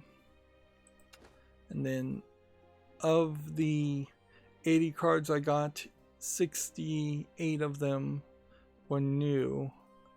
No, 70 of them were not new. And 2 of them were gold extras, which just having 2 extra golds gives me a massive amount of vials to go back and craft some more bronze cards with. Although I think I'll probably wait until I have about 10,000 vials to do that. Meanwhile, let's finish up the games, and then that's going to be the end of the stream. I don't think I'm even going to go back to my Twitter feed So if any news happened in the middle of this stream, I'm just going to talk about it on Monday. TechRaptor has an article here. The Don't Nod co-founder announces Syndrus, a survival journey, which I assume means he is not working for Don't Nod anymore. Yeah, he has a new studio called Nameless 13, and he was the co-founder of Remember Me and Life is Strange, developer Don't Nod. So I don't know at what point did Harvey Bonin leave, if it was after Life is Strange 1 or what. I could certainly see why somebody might want to leave Don't Nod after Life is Strange 1, considering how woke the Life is Strange series went after that point. That being said, I don't know what this game really is. It kind of looks like a desert survival, almost walking game. There might be something to that, but I could also see this being very short and very boring. Let's see. We already talked about Sam and Max, so I'm not going to talk about them again. We have a game on Steam here called Raveheart, which looks like an RPG maker with bad animation, or maybe you could categorize it as like early 90s anime style, but regardless, it still just looks like an RPG maker. It's $5.99 English full audio. I'm not gonna put that on the follow list. Here's that game Windbound. You can see it's also being reviewed as mixed. It's a shame, but this is something that happens in games quite often, is they look very pretty and then they play very badly. This is also $29.99, so I'm not going to put this on the follow list. It's already found enough reviews to say it's not quality enough. My only hope for a game like Windbound at this point would be they put in a major patch, they get rid of the survival mechanics, they re-release it, and I get some information that has been released. Next we have a game called Dungeons of Idra, which seems to be a fantasy game where you're walking and dungeon crawling. Early access, $13.49 English full audio with several other languages supported. I'm going to put it on the follow list, but it's probably is just a fantasy dungeon crawler that's not really worth your time.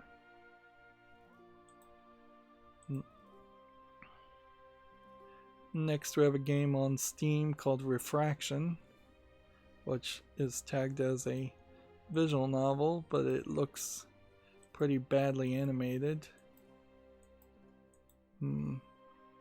It's $8.99 English only. I don't see anything here of interest.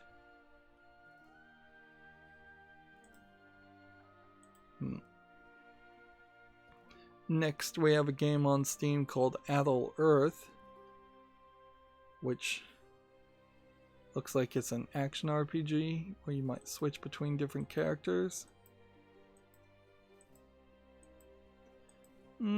There might be something like that, like Bastion, I think is the name I'm thinking of. Yeah, might be a game here. $11.99 English full audio, several other language supported. We'll put that on the follow list and see. We already did that one. TechRaptor has an article, Drive-In Esports Experiences are coming to Kentucky. So, a new venture to combat COVID-19. Drive-In Esports sections are an interesting idea, because what I'm imagining in my head is that it is some like storage container that has been put in a drive-in theater parking lot or a giant parking lot in general, and each storage container contains like one computer and it is severely far from the next storage container, and they're all like networked and wired for electricity, and they all are like sanitized using either infrared radiation when it's empty, or CO2 when it's empty again. Both of those are dangerous to human beings. But yeah, that's what I'm imagining. I can't imagine anything else, because if you just went to a drive-in parking lot from a drive-in theater and you were handed, you could pick up a laptop that was next to where you parked and then just play a laptop esports game. I don't see people really wanting to do that. In fact, I don't see people really wanting to do it regardless. I think if you're an esports player, you can stay home and play perfectly fine. Seems like a silly idea. Unless it's the idea that the esports players are on a stage still, somewhat socially distanced, but the audience are in a drive-in theater parking lot. That might make sense, instead of having an esports championship in an arena. I guess that might make sense, and certainly I have seen some other instances of people doing comedy stand-up and podcasts in drive-in theaters, with people just being in the cars but still socially distanced somewhat. Moving on, we have Planet Zoo developer Frontier has a new publishing label, Frontier Foundry. We already talked about that. I don't know why I'm getting so many duplicate things. And then the big news that happened just before we started streaming, so I wasn't sure if there was going to be an update to this, so it probably would help to just reload this page to see if it's updated. Gamma Sutra definitely was on the side of Epic Games in the Epic Games and Apple fight, but according to them, Apple has terminated Epic Games' App Store account, which I feel like they probably had already done that. Didn't that already happen? I guess they pulled the game before. And now they've just terminated the account, which I guess their lawyers told them they could do that.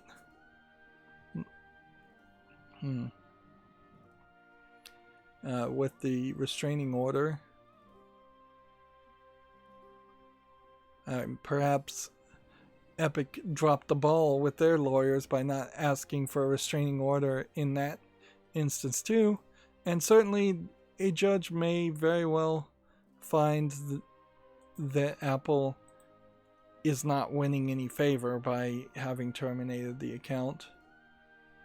But then again, I wouldn't be surprised if a judge doesn't care one bit. Because if the contract and the agreement with the terms of service were as written, and Apple and Epic clearly violated the terms and service, that's just upholding the agreement, and a judge would probably be perfectly fine with that.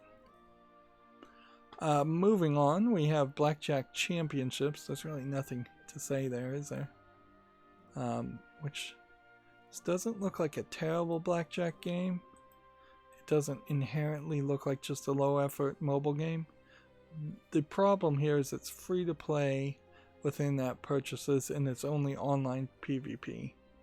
So you know where this is going immediately. You're going to have to buy in-app currency, and you're basically going to be gambling for real. With the extra disadvantage of not being able to ever take out any money if you win, and probably being encouraged to spend the in-game money to buy pointless in-app purchases. Next, we have a game on Steam here called Project of the Gods, which I feel like might be a ripoff of the Korean Tower of the Gods Magwa story and put into a low effort, I think, Chinese RPG Maker game.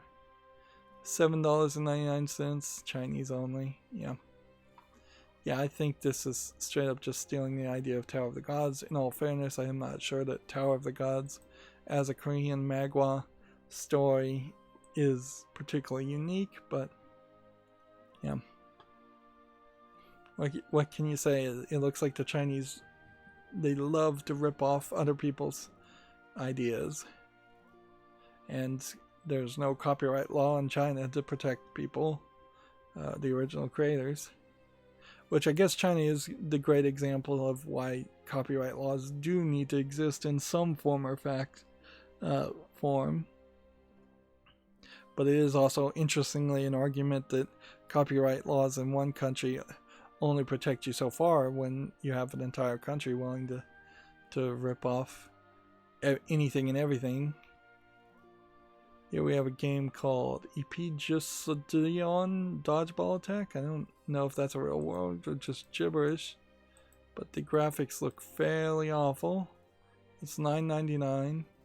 Has a bunch of language support. I don't know what origin of country this would be, but it does look terrible, so whatever. Next we have a game called Barry's Challenge, and we should be into the games that came out on Wednesday. Yeah, this looks like an asset flip nothing game. Early access $5.99. Nothing there to say otherwise. Next we have President's Sniper Shooting, which I don't know if you're playing as a sniper or a president or both, or does seem to be a fairly low effort game where you're shooting cars with a gun.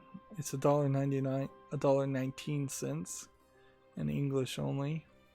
There's nothing there interesting.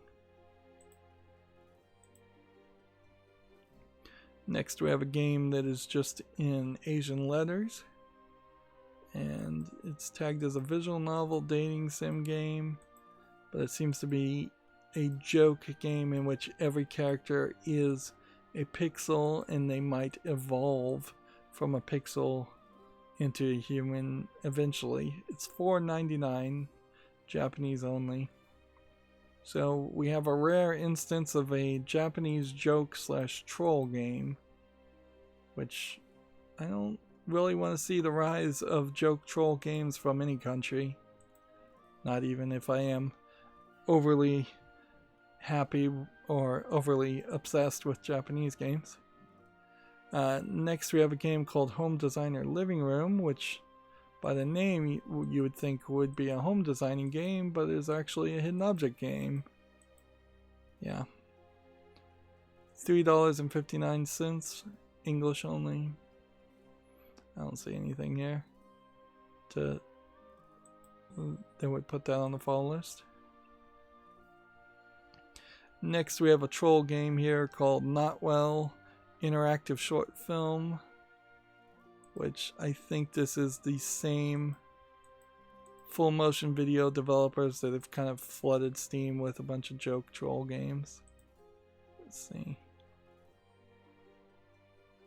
Yeah, there's just a ton of these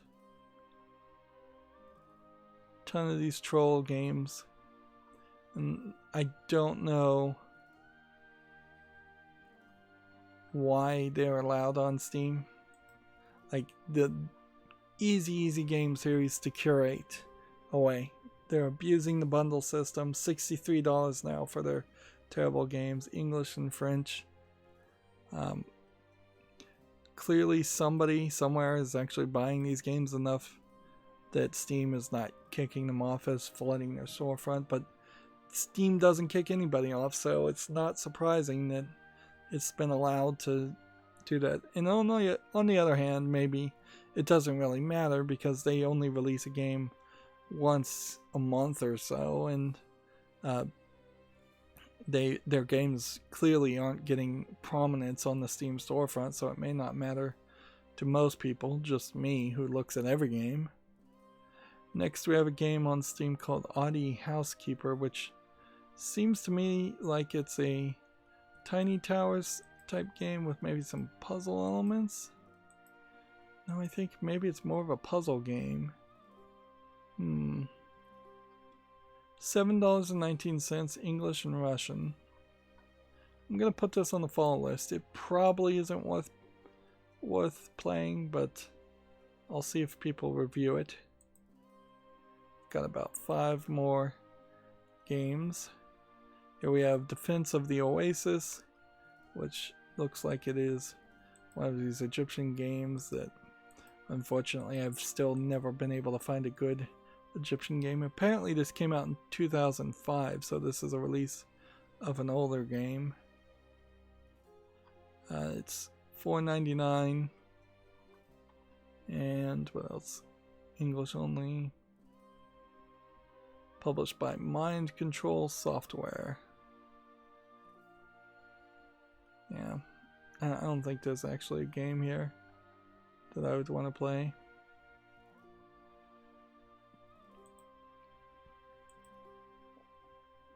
Here we have a game called Disease Hidden Object, which I would be shocked if it wasn't a hidden object game. It looks like it's a horror themed hidden object game, which I'm not sure that those two things work well together. $6.79, English and Japanese. I may put this on the fall list though, just to see. There is scientific study that says if you're scared, your eyes will work better. So the idea of a horror hidden object game doesn't make sense, because then you're better and more likely of finding all the hidden objects faster. Next we have a game called Roll for the Galaxy, which looks like it's a card dice game. It's probably not something I want to play. $10.04, single player with online PvP. I'll put it on the fall list. I'm probably getting tired and my standards are getting lowered, but yeah. Next we have a game called Dust to Dusk, which looks like a hidden objects, not hidden object game, but a visual novel adventure game. It's 99 cents, it's English and Japanese. I don't think the graphics here that are being presented are particularly good. Good enough to justify putting on the fall list. Next we have a game called Modern Puzzle, which is just a low effort puzzle game with low effort MS Paint graphics for 59 cents, English and Russian. I think we're starting to see an increase in Russian games again. Here we have a game called Milk Inside a Bag of Milk Inside a Bag of Milk, which looks like it's a horror visual novel that is very badly animated. And I don't know if maybe that's an art aesthetic, so it is rated positively. It's 59 cents, it's English and Russian, and it has 3 achievements. I'm gonna put this on the fall list just so I come back and look at it again, but almost certainly this is a low effort game. And that may be a very dangerous scenario we are entering if we start to see these low effort Russian games. Somehow they've bought enough reviews to get high positive reviews, because then at that point the entire review system is subverted and useless as a metric. Which then I would have to rely on my own first impressions based on very little information whether or not I want to play a game. And that's not helpful. Next we have this game called Dreamstone 2, which I think is probably a walking simulator. It's tagged as a puzzle game, but I'm not seeing enough puzzle here to make me really want to play it. It's $2.39. Bunch of languages. Again, I'll just put it on the follow list so I don't have to decide right now. And that should bring me to the Humble Bundle, and let's see if there's any new bundles for games. No. And then that brings me to my Twitter feed, and I said I wasn't going to go through my Twitter feed, but I might as well just do it. Might as well just finish it. Apparently an official release date has been released for Hitman 3 somewhere in January. YouTube creators are still trying to attack the Australian Creator News Media Bargaining Code, which that does sound like a terrible law. It seems like there's actually a really rich person that just is actively trying to ruin Google. And I don't think his justification really is for the common person's good. I think he's trying to ruin Google so that because he owns controlling interest in a lot of the big news corporations, and if you can get rid of Google as a search engine and you can get rid of YouTube as a source for small time people to put their news and their opinions out there, you can try and push people back into the old way of doing things, in which they get all their news and all their opinions hand-fed to them amongst a small selection of news on TV and newspapers.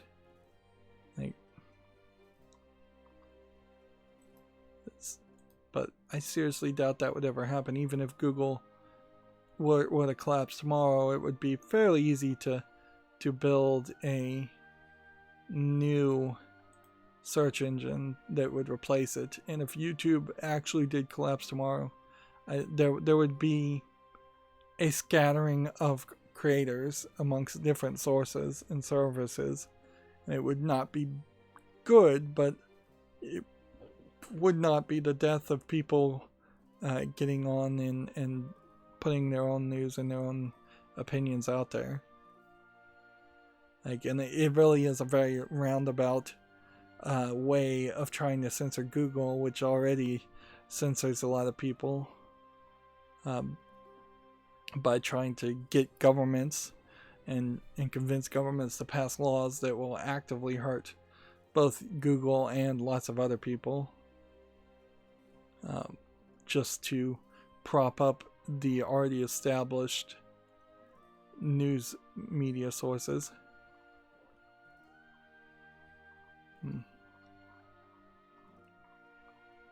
And I imagine if the Australian law goes into play, Google will just stop working in Australia, which is not their goal. Their goal is to make money off of Google, because as I understand it, and yeah, I'm already all the way through my Twitter feed, there wasn't anything new. As I understand it, what they want is for Google to pay, because Google is putting the snippets of the websites. So if you type in like how long can a human toe grow, and the first website has a snippet that the website creators themselves usually create and highlight, but if that snippet says a human toe can grow 12 inches, well, they're upset that they think some people would have clicked on the article and read the rest of the article, and thus they've lost all the ad revenue that would have been on that article. Whereas arguably nobody would have clicked on the article, and you just can't prove a negative there.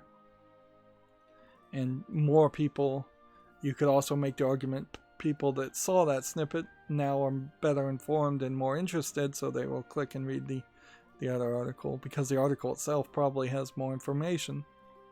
That was a really bad example I just used too. Yep. And I don't think there's anything else more to say, so that's going to be it for this stream. As always, I ask you to like, share, subscribe, comment, and watch every second of my videos. If you want a friend to follow me on any social media sites, there's a bunch of links down below. And if you want to support me further, there's a link to Patreon, or you can friend me on Steam and gift me a game off my wishlist. Thank you for watching. Have a good evening.